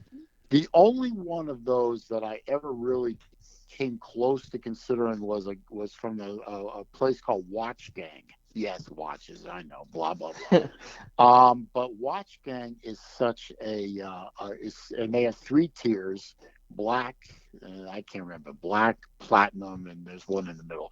They are such ripoffs. If any of you have even seen an ad for a place called Watch Gang, avoid them like Corona plague. Or the Corona beer. They are worthless. Absolutely worthless. Do not do. I think spending that kind of money to maybe get a decent, watch or knife or bottle of liquor or whatever those boxes are. Stupid. Just go to the store. Oh yeah. Hey, I think the same way. It's like I don't need that stuff. I could just go to Walmart or buy it somewhere there, or like I don't need it. Don't need it. Don't care for it. I mean, that's just a waste of money to me. I signed my dad up for one a couple of Christmases ago as a Christmas gift. He's a big beer drinker, but he likes weird beer. Like, he's the type of guy that'll go to these craft beer stores or whatever and buy like just the weirdest beer he can find. Yeah, he What's used to the make weirdest? his own beer. He's big into beer. So I signed him up for one 2 Christmases ago, and this one's every 3 months. But every 3 months they send him, I don't remember if it's a 6-pack or a 12-pack. And all the beers are different, so it's not like 6 of the same beer or whatever. But it's all micro craft brewery beers from around the country, and it's a different theme every time. So like next time he gets it, it might be northeastern, like in the fall, a bunch of like Oktoberfesty type stuff that he'll get, microbrewery stuff from the Northeast, and then the time after that it might be like a Tex-Mex thing that's brewed somewhere in Texas or New Mexico or Arizona or something like that, and he loves it. And I signed up a couple of months ago for a sock of the month club. Are you freaking kidding me? No, I love weird socks. I love weird, just crazy designed dress socks. And do you have like one of those like little moose socks? Little. I was gonna buy some a couple of months ago, and so I think I was on Amazon and a couple of different places online, and I was like looking at, and it's like anything else. Eventually, you get to looking, and everything starts to look the same. And I'm like, no, I have ones that look kind of like that. Anyway, somehow I came across this. I don't even remember the name of it. Sock Fancy, I think it's called. And anyway, it's like $11 a month or something like that. And once a month, a pair of socks shows up at your house. You have no idea what it's going to be, what it's going to look like, whatever. And so I've only gotten 2 so far. And then I just happened to see an email this morning where my 3rd one was shipped out or whatever. And I told Mrs. Lou, I was like, I'm so excited. I wonder what I'm going to get this time. But I don't know. I wasn't sure how I would feel about it, even when I signed, because you don't have to commit to any length of time or whatever. So if I didn't like it or I don't like it, I can always cancel. But it's kind of I would be lying if I didn't tell you I was a little bit excited about my socks coming in the mail Tuesday or Wednesday of next week or whatever it is. Like, I'm excited to see what it is. And I don't know, maybe next week I'll bring the 2 pair. Or here's what I'll do. I'll wait till that next pair comes in. And then whatever day that is, then the next time we do the morning show, I'll bring those 3 pair out here, and I'll show you the 3 pair of socks so far that they've sent me. But so ever since I signed up for the sock thing and I like it, like, I'm constantly looking for something else to sign up for where somebody can just send me something once a month. And I don't know. I'm like, Mrs. Lou was like, don't sign up for a bunch of crap you don't need. But it amazed me all the different stuff that's available for these box of the month clubs. There's ones that are dedicated like just to knives. And so, like, once a month, you get a box in the mail, and it might have a knife or 2 in it, and maybe a sheath, and maybe a sharpener, and different. It might even be like a T-shirt could be in the box that maybe says something about knives on the T-shirt. I mean, it's crazy all the different. I mean, if you can think of it, it's available in a box of the month club. It's crazy. Yeah, they have those man crate things. I've seen them. Pop up all the time. Oh yeah, man crates.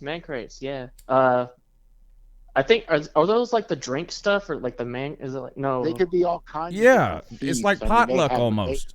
They have a drink theme. They have knife themes. They have I think they have clothes themes. I mean, you can pick different themes, different genres. Yeah, because I remember now, since you said man crate, like I remember it's like, oh wait, I've seen that like stuff before, like in ads and stuff. But that's funny. I signed my dad up for one from a place called Bean Box because my dad is a huge coffee drinker, and I actually timed it out so that every Father's Day, his 6 month, he gets it. I got him on a 6 month rotating bill to me. Every Father's Day, and every right around his birthday, the thing renews. So every month he gets a new. He loves espresso, so every month he gets new, fresh beans, different espresso types, and he loves the stuff. See, I think that's the key. I think if you're if you're really into something and you can find one of those boxes that specializes in that, because it gets to the point where maybe you feel like you have everything or something, or you don't even know what to pick out anymore. So I don't know. And then it's just the element of it being a surprise, I think, makes it successful too. And you know what? The original that's been around forever, and it wasn't even really called a subscription box, but people have been doing for a long time the meat in the mail thing. Omaha steaks. Maybe once a month you get your 30 pounds of meat in the mail or whatever delivered by the refrigerated truck and that. People have been doing that forever, but now literally anything under the sun you can think of is available in these subscription boxes. Omaha Steaks and Hickory Farms are the 2 originals. Yeah. Of that. Oh yeah. Yeah. I mean. And I've actually had stuff from Omaha Steaks. It ain't half bad. I was gonna say I've never tried. I never done the mail-in meat stuff. Like I've never tried that thing before. But there's another place called Allen Brothers, which is a lot better. I mean, Omaha Steaks is good, but I mean, I got Publix right around the corner from me, so and their stuff is good. So Omaha Steaks versus Publix is like, I'm not wasting my time, but doing an Allen Brothers package, that's next level stuff. That sounds cool. Well, depends. Well, though, that was all cool and everything, though. I never learned about the meat stuff. Like, I heard about it, but I never tried. But even though we all have something in common, we like collecting weird things. I like collecting coins. Not really weird. You like collecting, or Uncle Lou, that's weird, collecting socks. But, well, and I don't even consider it to be collecting socks. And the thing is, I very rarely even have an opportunity to wear dress socks or weird socks or whatever. But I like, the last thing I want to do, though, is if I do have to dress up, the last thing I want to do is wear a pair of plain black or blue or something socks. I would rather almost not wear socks. Like I've always been that way. Even when I had jobs where I had to wear shirt and tie or whatever. I've always liked that was a good catch. Weird Thank you. kind of socks or whatever. So but I'll have to bring them out and show y'all next week. Slim Shady, thank you for the super chat. He says he gets a 3 month box gun stuff and tactical gear. Yeah, I think I've seen that one online too. And like, you know, they're not going to send you a gun, but they'll send you gun-related stuff. And you guys, when you get a chance, just Google. If you've never looked into this, just Google monthly subscription boxes. It's unbelievable what you can find. But like, I don't know what's in the gun one, but like, just based off of what I've seen from looking around from other stuff, it could be like in the box. Maybe you get a magazine about guns. Maybe you get a T-shirt. You might get a bumper sticker for your car.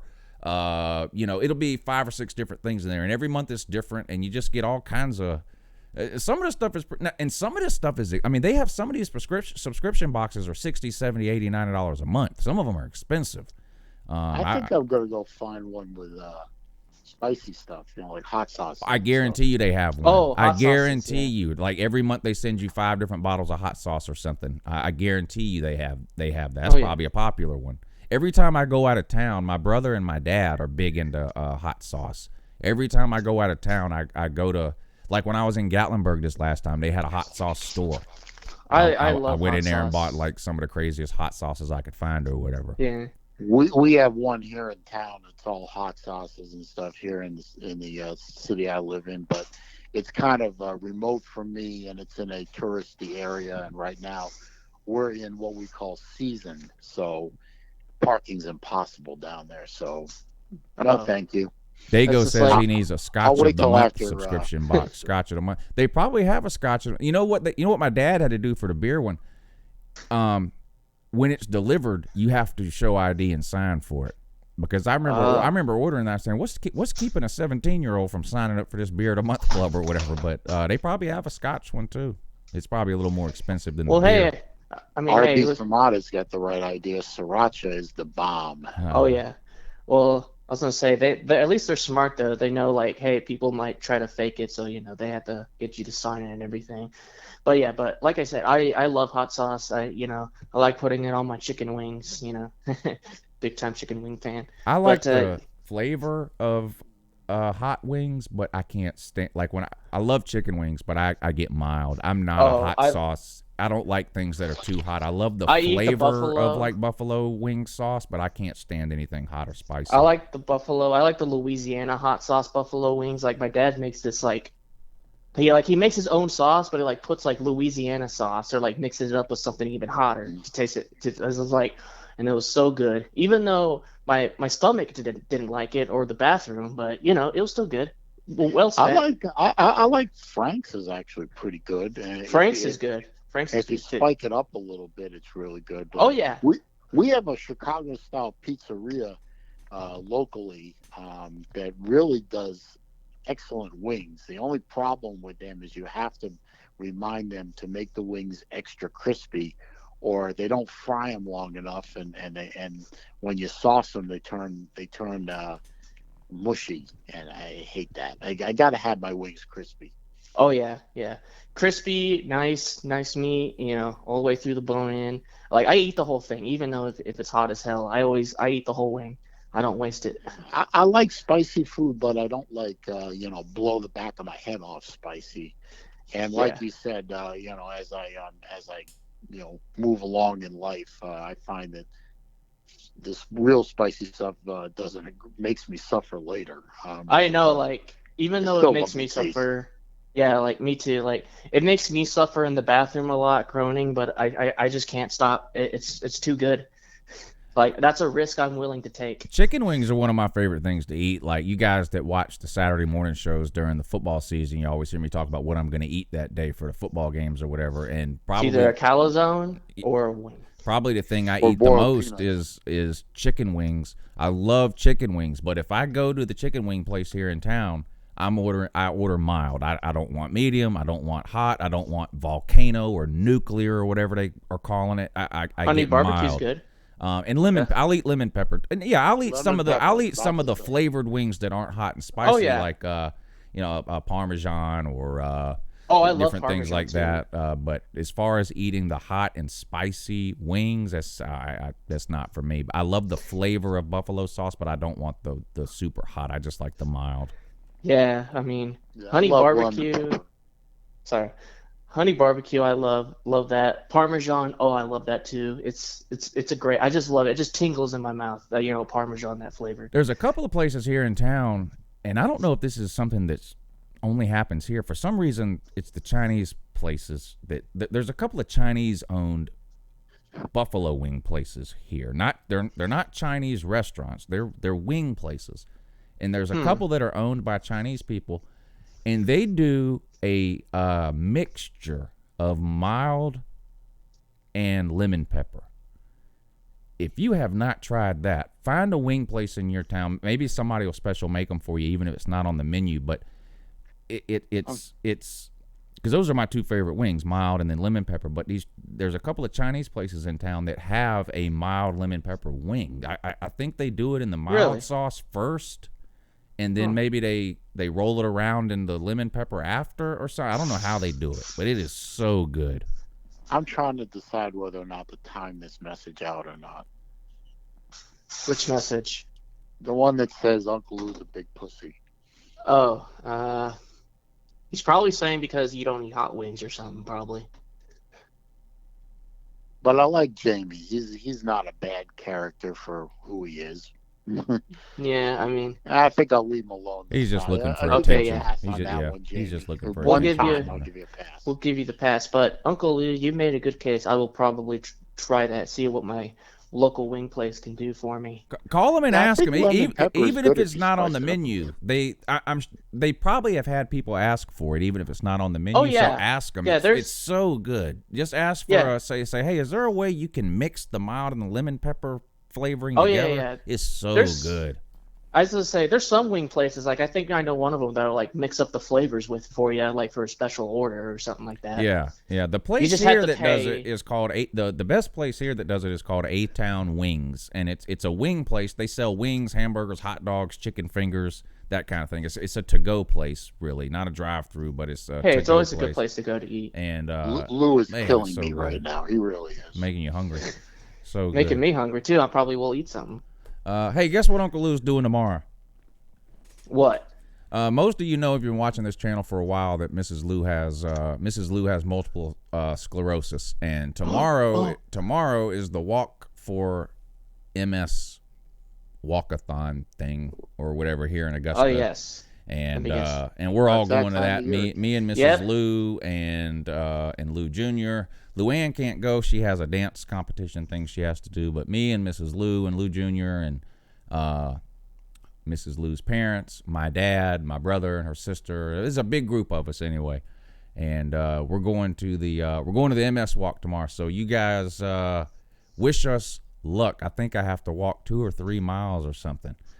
Hey, I think you got it, Lou. You just walk at the steady pace. Don't burn out those knees. Yeah, thank God it's the MS walk and not the MS run.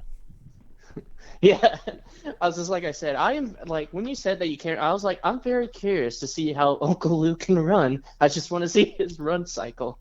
It can't be that bad. Yeah, I'm thinking about filming myself running the 40 and putting it on Please YouTube. do. But my God, that it would would be make my day. hilarious. Yeah, it would That be would make my hilarious day, Lou. because I can't run for real. No joke. I really Like, can't.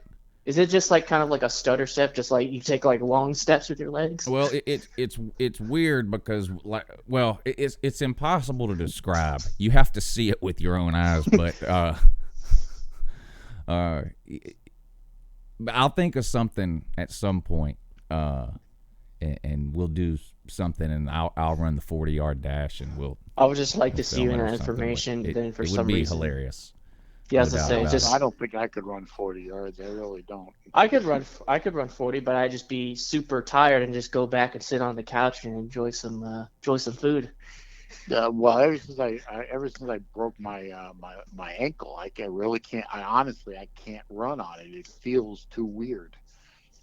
Yeah, and that sucks too. Like if you have like broken parts in your leg, and that just makes it worse. But I'm blessed though. At least my bone, I'm blessed though for my bones. They're all still healthy and everything. Not me. Well, listen, So I want to ask the chat a question. In a 40-yard, who would win, Uncle Lou or From? From who would win in the 40? Yeah, from. It would be from. From. Sir, I'm probably going to have an 8, 9, 10 second 40.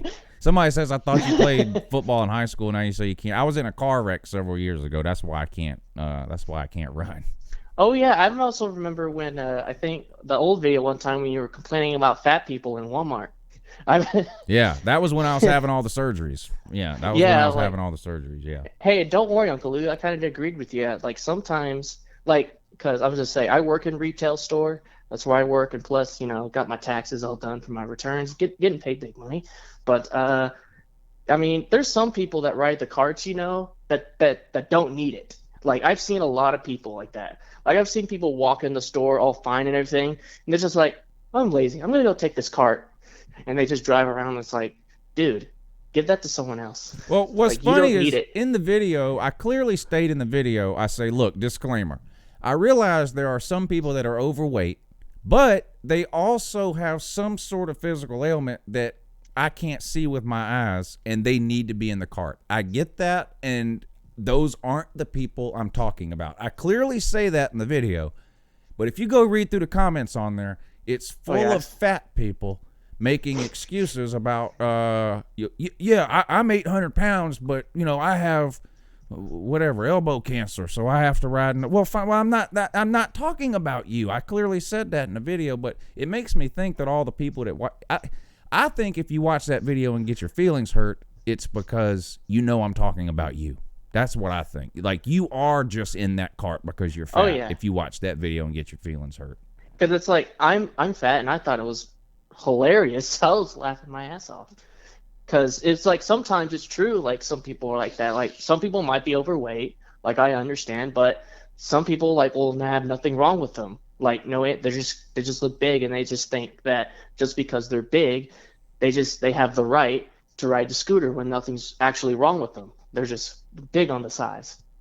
Like you don't have knee problems like Uncle Lou had back then, like you said, like I think you said you're on crutches or something, and she wanted you to get her like a Reese's or something, and you said no. Yeah, I'm on crutches in Walmart trying to carry one of those baskets, with a few things in it and walk on crutches at the same time. And I'm in line, and there's a lady in front of me in the rascal scooter.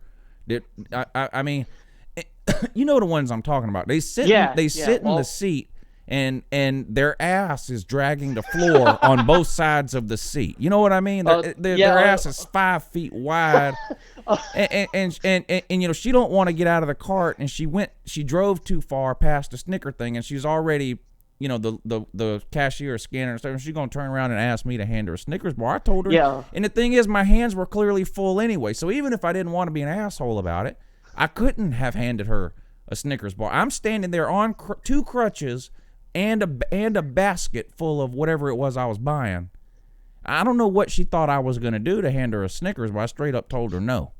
I was going to say, yeah, I mean, very much true, but the only reason I know about that stuff is because I actually work in Walmart, because trust me, I've seen some, let's just say some big people. Let me just say that. Like, their asses were full on dragging. I thought they were going to fucking break the cart. Kennesaw Walmart. Kennesaw, Georgia Walmart, they've got people in there that can't fit through the aisles. Oh, yeah, it's bad. Like, obesity. That's how I know. Gators owned, thank you for the super chat. He wants to know, what would BVD's 40 time be? Maybe we can set up a race between me and BVD. That would be great. That would be interesting.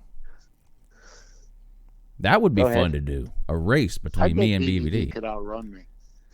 Oh, I could outrun all of y'all. Oh, I believe you. You're like 20 years old, sir. I hope you can outrun me. Well, then, I was going to say, I'm 19. I have an advantage. Yeah, I'm 41, and neither one of my legs work. If you can't outrun me, you got serious issues. You could be like Forrest Gump and put those like little metal things. Run, Forrest, run! I put on my magic shoes. Put on my magic shoes. I love magic legs. Magic legs. Brian says sugar and diabetes is undefeated. That he's not wrong though. Oh, they beat me. We're going to hell, aren't we? Probably. Yeah, well, I don't Probably. know. Randall Anderson, thank you for the super chat. He says, I enjoy the show, Uncle Lou, Tyrance5, and SaleenDriver. Y'all are great. Thank you, Randall. We have a great time. Now would be a good time for me to mention, too.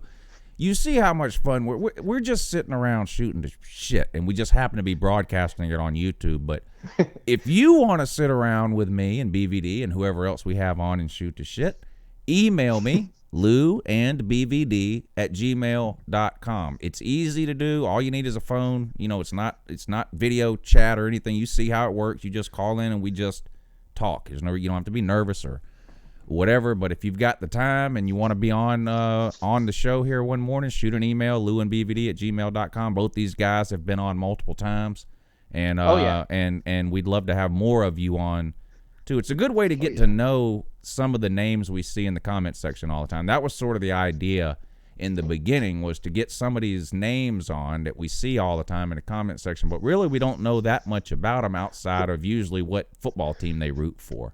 So the idea was to get some of y'all on and sort of get to know each other a little bit better, and it's worked out well. So y'all send an email, louandbvd@gmail.com, and we'll get you scheduled. Anyway, that was just a little disclaimer there. There's two guys in the comment section that I would love to see co-hosting or whatever. The third person, Gator Hater, Noel Nation, and the Glitter Gator. I'm begging you to get on here, please. Like, send him an email. Please send him an email. And somebody out there sponsor the show. Come on, man. I wish I could sponsor it. Actually, a few people have emailed me over the last couple of days about sponsoring the show, and I will probably get around to, or I will actually get around to returning those emails this weekend. So I want to should have sponsor something coming again, up. but it's going to be a little while. I was gonna say, I just can't wait, because I'm having so much fun here. Like, it's such a great time. I can't wait to watch this back and just listen to what the crowd are saying. But I'm just gonna have a laugh on it. Rob F., thank you for the super chat. He says, I might join a coffee by mail club after today's show. Go Dogs. Yeah, I bet they have tons of those. You can probably get the coffee any way you want it. Whole beans, grinded already. I mean, they probably have a bunch of different ones of those to choose from. I could definitely recommend Beanbox. They treated me really well, and I've been with them for a couple of years, sending coffee to my dad, who is a coffee loon. I mean, he's a coffee connoisseur. And if he likes it, it's got to be good, because he ain't shy about saying something sucks. Yeah. Yeah. Creeping Death. Wow. Thank you for the super chat, sir. He says, Miko Hardman is calling people. Look up his Twitter. What do you mean calling people? Who's he? Like, I'm not sure. Does he have his own call-in show now? I don't know. It says Miko is calling people. Look up his Twitter. I guess I'll check his Twitter after the show. I'm not real sure what that might mean. From's Middle Finger, thank you for the super chat, sir. He says the morning show makes me so damn mad. Doesn't everything make From's Middle Finger mad? Yeah. If you think you're mad now, From's Middle Finger, wait till draft day. I think Jamie Oldman picked a good one too. Black Rifle Coffee. I hear they make some great coffee.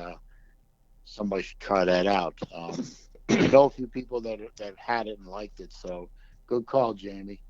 You might have redeemed yourself there.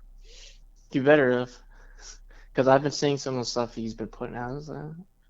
Waikiki, thank you for the super chat. He says, "What happened to the Vandy fan?" Are you talking about Jared? He hasn't called in. Subway? No, Jared from Vandy. I guess he'll always be a Vandy fan, but he's getting ready to start college in the fall, and he may be enrolling at UGA. So maybe I can bring him over to the good side. I don't know, but. He's narrowed it down. He must be pretty smart, but he's narrowed it down to 2 or 3 schools. I think Mississippi State, Georgia, 1 or 2 others. But they're all SEC schools. But he's still a Vandy fan. But I haven't heard from him. I'm friends with him on Facebook, so I talk to him on Facebook every once in a while, but he hasn't called into the show lately. Well, Jamie's feeling salty today. Like Jamie Oldman, I didn't mean nothing bad. It's like, come on, man. Hey. Hey, Jamie, who pissed on your cornflakes today? Okay. I was gonna say you're putting the P word too many times, man. I'm just gonna have to just do that real quick. And Jamie, you need to cut down on your salt content, man. You're gonna blow an artery out. Come on, man. You're gonna blow one like just you big dummy. You're gonna blow his gasket. He's gonna start waving his gun around. Y'all done made him mad. Y'all done made him big man. Put the gun down. I tell you, after last night, Lou, there was this one guy who was lonesome somebody or other. I killed him off fairly quick, just too much idiocy, and Oh yeah. he found my channel and just started power bombing me with crap. You get people like that. It's a sad thing. It's like people giving out your address and your phone number. They're scumbags. I can't sugarcoat it. That's what they are. Yeah, but I mean, geez, so I told you why I did what I did, and you got salty and go after my channel. I'm not a sports channel guy. I do some car videos and a lot of watches, and you got salty over a watch video. Those people don't care. Those people don't care anything about sports or watches. They're not doing what they do because they care about sports or watches. This is literally, I've got probably 100 voicemails on my phone from these people. They are. I'm not making it up as a joke. They are all 13 and 14 and 15-year-old children. Is it all ultimate troll? Is it all ultimate trolls? When the show ended last night and I went inside, I sat on the couch and I said, well, let me listen to some of these voicemails. It was literally 5, 6, 7 voicemails in a row that all went basically like this. Hey, your mother, Marcia Raycroft, was a dirty, filthy fucking whore. Keep in mind, she died 2 Christmases ago. The dirty fucking bitch, cunt, whore, Marcia Raycroft, and Lou Jr. You're probably in there sticking your finger in Lou Jr.'s butthole. And it's just 20 minutes of that, on and on and on. I mean, these are just 13, 14, 15-year-old kids. And right now they're at school. And they're all rewatching last night's show and showing it to all their friends. That's just what they do. It's really all they have to look forward to. I mean, yeah. I mean, people with these kids with no common sense, and they just want to think like, oh, I said the N-word. I'm gonna be so famous. Like, no, you're not gonna be. You're not gonna be any of that. You're just gonna be a little piece of shit that everyone knows that you're just a little bastard. Yeah, I mean, they've been like once a week, twice a week, whatever, for a year, calling into the nighttime show and just screaming the N-word and then hanging up, and I just move on to the next caller and on and on. And I finally called them out about it on Twitter and found out who several of them were, and posted some stuff on Instagram and posted one of them's picture and a couple other things. And so now they're just all in a tizzy that I have started a war, which, first of all, I didn't start anything. These, they've been calling in for a year. I just finally gave them the attention they were looking for, and now they're just beside themselves. I mean, there's got to be some limits here, though. I know, it's like parents, like, can you spank their asses, like, for once, like, please, like, teach them a lesson if they do something wrong. It's like what Uncle Lou said with the ultimate waterhead, touching the stove. Like, I touched the stoves, but guess what? I learned. I never touched it again. But some of these kids, they just keep touching it, and they never learn. Yeah. And never learn. I mean, there were words out there that you can't say these words. You know what? I every time I see that, I say to myself, it's a word. And being who I am, which is nice Jewish boy. I've heard all the anti-Semitic cracks throughout my life, and you know what? After about the first 2 or 3 times, I came to a quick realization that I'm not going to give you that kind of power over me to influence my emotional state, and B, it's a word. It's a series of vowels and consonants strung together to elicit a certain response, and you know what? I'm not going to give it to you. So you can call me all the Jewish slurs that you want. Go ahead. It don't bother me. Oh yeah. I don't know you. In the case of some of these trolls, I don't know you. I don't care what you think. See you, bye. Yeah, it's like some of these is like, I don't know you. Why are you? Or it's like, why are you even wasting your time? Like, I don't know you. You're just gonna get blocked anyway. But then even the worst people is like when they talk about your dead relatives or something. It's like you are a piece of shit. Like to someone like that, it's because I've had that happen to me before, unfortunately, because I've lost family members. Not fun. And it's people are scumbags. They're pieces of shit. They need to. Oh, like you can attack me all you want, but if you attack my family or make fun of my dead relatives, it's like, oh, the gloves are off now. Like you are fucked. And I got some dead relatives that died in Odessa, so I feel it more than a lot of people. And it don't bother me anymore because I've reached that level long ago of a certain maturity that I'm not going to let a word destroy my life. It isn't going to happen. So you can throw all the anti-Semitism you want at me, whatever you want to throw at me. It's a word, and there's an old saying I heard once: "Who are you that I should care what you think?" Now, if say Lou threw that at me, and Lou's a friend, it might hurt if a friend said it a bit more, but some stranger on an internet chat or on the street or whatever, that ain't gonna bother me. But there are degrees. But even if a good friend started in with some shit, it wouldn't bother me. It would just, I mean, yeah, I mean, if it was like real life stuff or something sad, then I would probably cuss them out or something. But on this internet thing, it's just people trying to get attention, really, and they just need to rethink their lives a bit and focus on school. Get your high school diploma, and then I don't know, work in a McDonald's or something. I don't know. Yeah. And I think even I'm not. I don't want to speak for Lou, but I think even Lou, has reached a certain level of, even someone going as low at the lowest of the low by attacking his mother, God rest her soul. He doesn't know 99% of the people who want to say bad things about his mother. So, at first, maybe in the first few months, it probably hurt a lot, but now it's like, who are you? Who are you that I should get upset about you saying something about someone that you didn't even know anyway?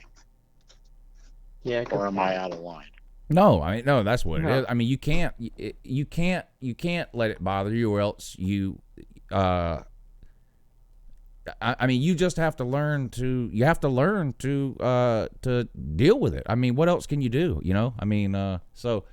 Years ago, 5-6 years ago, when I first started doing this, stuff like that would bother me. But you just learn pretty quick that, Yeah, because it probably happens to a lot of people, and it's like on the internet, they've never seen you, you never seen them. It's like they're trying to get a rise out of you, but it's like I still think about like how they're like, oh, scumbags, but then I think like, well, I guess I have nothing better to do, so I'm just gonna ignore it and actually move on with my life because I don't live in the past. I keep going through forward. There was there's a very famous, I won't name him, but there's a very famous radio talk show host. Yeah, I listen to a lot of talk radio. There's a very famous one that when he started in his career early, he was getting attacked as racist, bigot, social, homophobe, blah, blah, blah, blah, blah. And all his fans and all his supporters were always saying to him, you got to respond. You got to respond. You got to hit back. You got to fight back. You got to do this and that, and the host's attitude from the very earliest point on was, why should I give them power over me? Why should I give them credence? Why should I give them airtime? Why should I give them any attention at all? Nothing they're saying is true. I can prove it from now until the cows come home, but nobody, nobody's going to listen anyway, because people who think like that, they're never going to have their minds changed. Somebody who hates black people is never going to have their minds changed. Someone who hates Jewish people, someone who hates Muslims, someone who hates Christians, they're not going to have their minds changed. So why engage? It's a waste of breath. It's a waste of time. It's a waste of bandwidth. If it's on the internet, you could beat your keyboard until your fingers bleed all over it. You're never going to change the mind of someone who's dug in their heels. So let them say or type or do what they want, as long as they're not physically harming you or the people you love. In Yiddish, we have a phrase, "Lass 'em leben," let them live. So I always say to them, "Lass 'em leben, mazel tov, good Shabbos." Yeah, let them live. Speaking of that, Slim Shady Canes, thank you for the super chat, sir. He says, I just drove through Auburn and I can't get the taste out of my mouth. Gator Zone, thank you, sir. He says, Tyrants, why Oklahoma? And what's your best memory and favorite game? Oh, that's a good question, actually. Well, why Oklahoma? Well, because I was born here. I've lived here my whole life, man. And, when you lived in a state for a long time, you just grow to love it. And it's like, I'm probably never going to move out of this state because, I don't have that kind of time and money. But, and my favorite memories for OU football, I mean, Adrian Peterson, watching the old videos of Bud Wilkerson,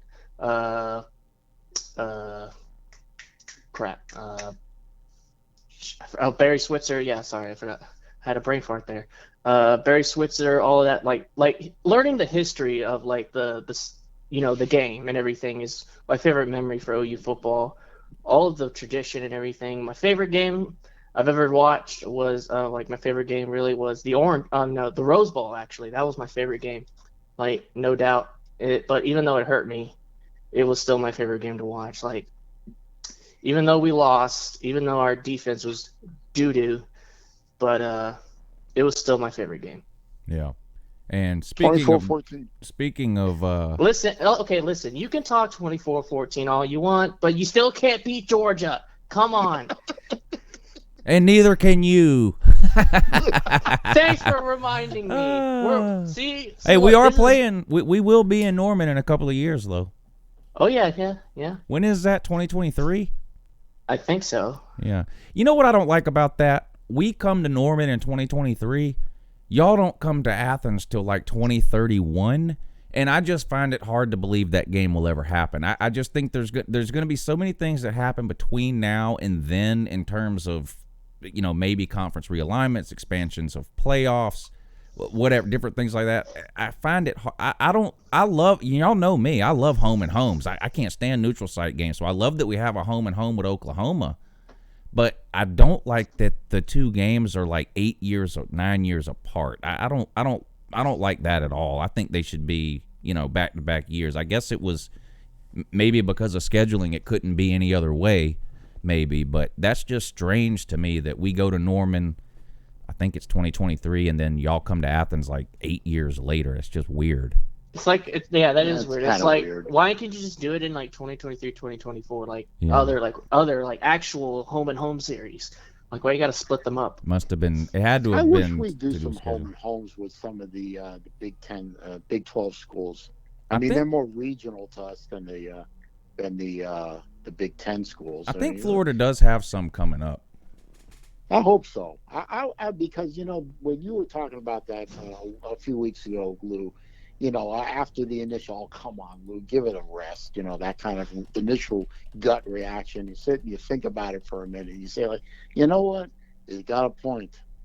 We need to get out of the state of Florida a little more. I mean, we can't help it that our biggest out-of-conference rival happens to be in our own state, but,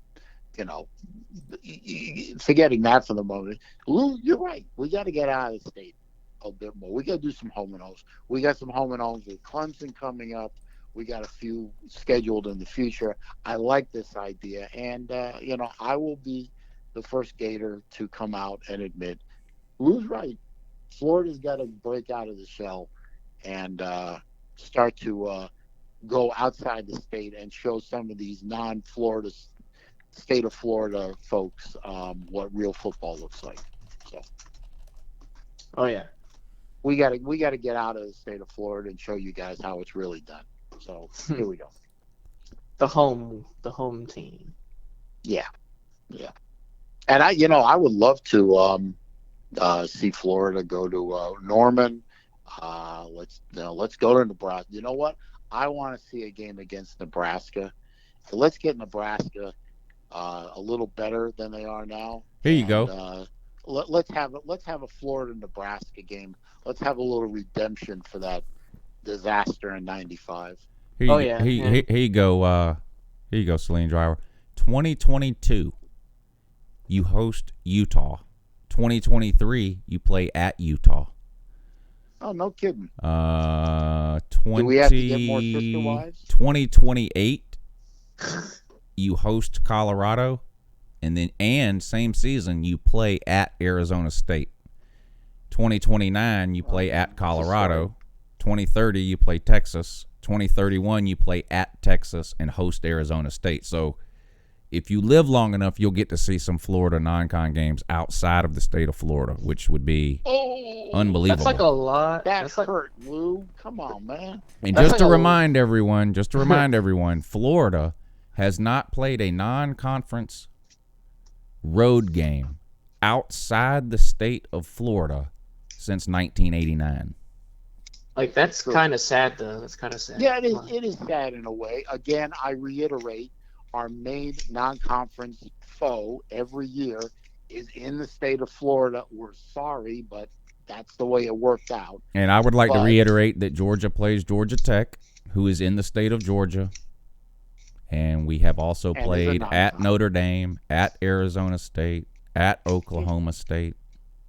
Yeah, I don't know who's in charge of making the Florida schedule, but to not travel outside the state of Florida since 1989 is a mistake. Yeah, and I already know somebody's in the comment section right now typing, "We played Michigan 2 years ago." Yes, that was a neutral site game. That's not a road game. I think it's yeah. I think it's the athletic director who makes like the schedules or like calls people to do it, isn't it? The athletic director. It is. But all these teams are adding. This is one of the reasons I think a bunch of big changes are coming. Like there's a season where Georgia plays at Texas and hosts Florida State in the same season, plus Georgia Tech, that's nice. plus an SEC schedule. Yeah, that's good. So this is why I think the schools know the playoffs are expanding to 8 teams. Because there is no, I love these big non-con games. There is no benefit to Georgia playing Florida State and Texas in the same season. Nothing good can come of that. Nothing. If we win, that's great. But we could also play 2 high school teams and win. And if we win the SEC, we're in the playoffs anyway. So the idea that Georgia would need to play Florida State and Texas in the same season is insane. I think they know, it's going to an 8-game playoff scenario. And in an 8-game playoff scenario, you could lose a game and even 2 and still make the playoffs. And I think that's why you see these schools adding all these big-time games. I think conference championship games are going to go away. So that's one less loss teams have to worry about. That combined with 8-team playoff, I think, is why you're seeing more and more of these big non-con games scheduled. But I agree that Florida's got to get out of the state of Florida. Yeah. More. Yeah. I agree. I'm not going to argue that point. I mean, I am a Florida fan. I have always been a Florida fan, but I try and be an honest Florida fan. So, right. When we screw up or we made a mistake, I like to say publicly, we're screwing up. We're making a mistake. We're not doing what we need to do in that respect. And Lou, you're right, and I'll say that publicly. And I would like to say publicly that this has been a great show, but we have to wrap it up. It's after 10 o'clock. Oh, that sucks, man. Yeah, I don't know. I wish I could stay here until the night. This was good, though. We actually talked about half the time about actual sports-related stuff. That probably made a few people happy who get tired of hearing me and BVD regale everyone with tales from the stupid over and over and over again. But but there is no substitute for BVD. I can only be here as a placeholder. I cannot replace him. Yeah. And every time I come here, at some point, BVD has to be on here at some point. Every time, it's like sometimes when I'm on here, he's not on. It's like anyone who wasn't on at the beginning of the show, there's nothing. BVD is still the co-host of this show, but he had he showed up in the comment section earlier and typed out why he wasn't here, so I'll just go ahead and say it. But he had a family member pass away a couple of days ago, and the funeral is this weekend, and it's out of town for BVD, and he was leaving this morning to go, so that's why he wasn't able to be on the show this morning. So you guys think about how I believe the funeral services are tomorrow, so keep him in your thoughts this weekend, or whatever. It was his stepbrother, I believe, half brother. Like I said, he typed it in the comment section, so I feel okay with sharing it since he showed up and let everybody know what was going on. And thoughts and prayers are with you, sir, and your family. I'm sorry for your loss. Yeah, and to like what he said, rest in peace to him. Sorry for his loss, BB. Hope he gets better and everything, and then he's back to like making fun of Uncle Lou or something. Oh yeah, as far as I know, he'll be back Monday, so we'll catch up with him then. But Tyrance5 and SaleenDriver, you guys did an amazing job. You stepped in. I really appreciate it. SaleenDriver, especially you. It was short notice for you. I think it was just yesterday, so that we worked this out. No problem. So Tyrance5, thank you for coming on. Hey, yeah, it was fun. This was fun. Yeah, it was great. So shout out to everybody that watched this morning too. Appreciate all of you tuning in. Big shout out to everybody who supported the show through the super chat feature this morning. Gator Zone, thank you, sir. He said I'd give up any home and home for SEC championship game. Yeah, I think the championship games are going to go away when we go to an 18 playoff. I really do. We'll see. But so Brian Biak, thank you for the super chat, sir. Rob J, SaleenDriver, Tyrance5. Look at y'all, double duty, super chat and showed up to host the show. This is amazing. Slim Shady, Gator Zoned, Waikiki, Mike Reiser, Randall Anderson, Rob F, Creeping Death, From's Middle Finger, Gage Winland, who felt the need to type EMAW, EMAW, which I have no idea what that means, but thank you for the super chat, sir. And a big shout out to everybody in the comment section too. Once again, this channel is what it is. Love it, hate it. Sometimes it's good, sometimes it's not. But the comment section is the best on all of YouTube, and that's because of all of you guys and girls that show up in the comment section every single day. Without the comment section, this channel would not be nearly as successful as it is. So a big shout out to all of you guys and girls, Richard, Jordan, Mr. MVP, Dago, SaleenDriver, and look at y'all. How do y'all do it? How do y'all do it? Host the show, stay in the comment section, and give super chats. Amazing. Just y'all are triple threats. John Bosch. I used to be a system operator, so I'm a fast typer. Well, that explains it. That explains it. RB Smata, Richard Holton, Jordan Bowman, Snake Spence, Christie, Jamie Oldman, Gage, John Bosch, Brian. Really appreciate you guys tuning in. I'm going to try to get another schedule preview up for you guys today. Don't know that I'll have anything tomorrow because, like I said, I'll be at the Walk for MS most of the day. Maybe I get something up for you on Sunday, and then Monday we'll be back to the regular routine. You guys enjoy. You guys enjoy the rest of your Friday. Tyrance5 and SaleenDriver, thank you all again. Hope everyone has a great weekend. You too. I'm out. Bye. Stay hydrated. Bye. Okay. We out. We out.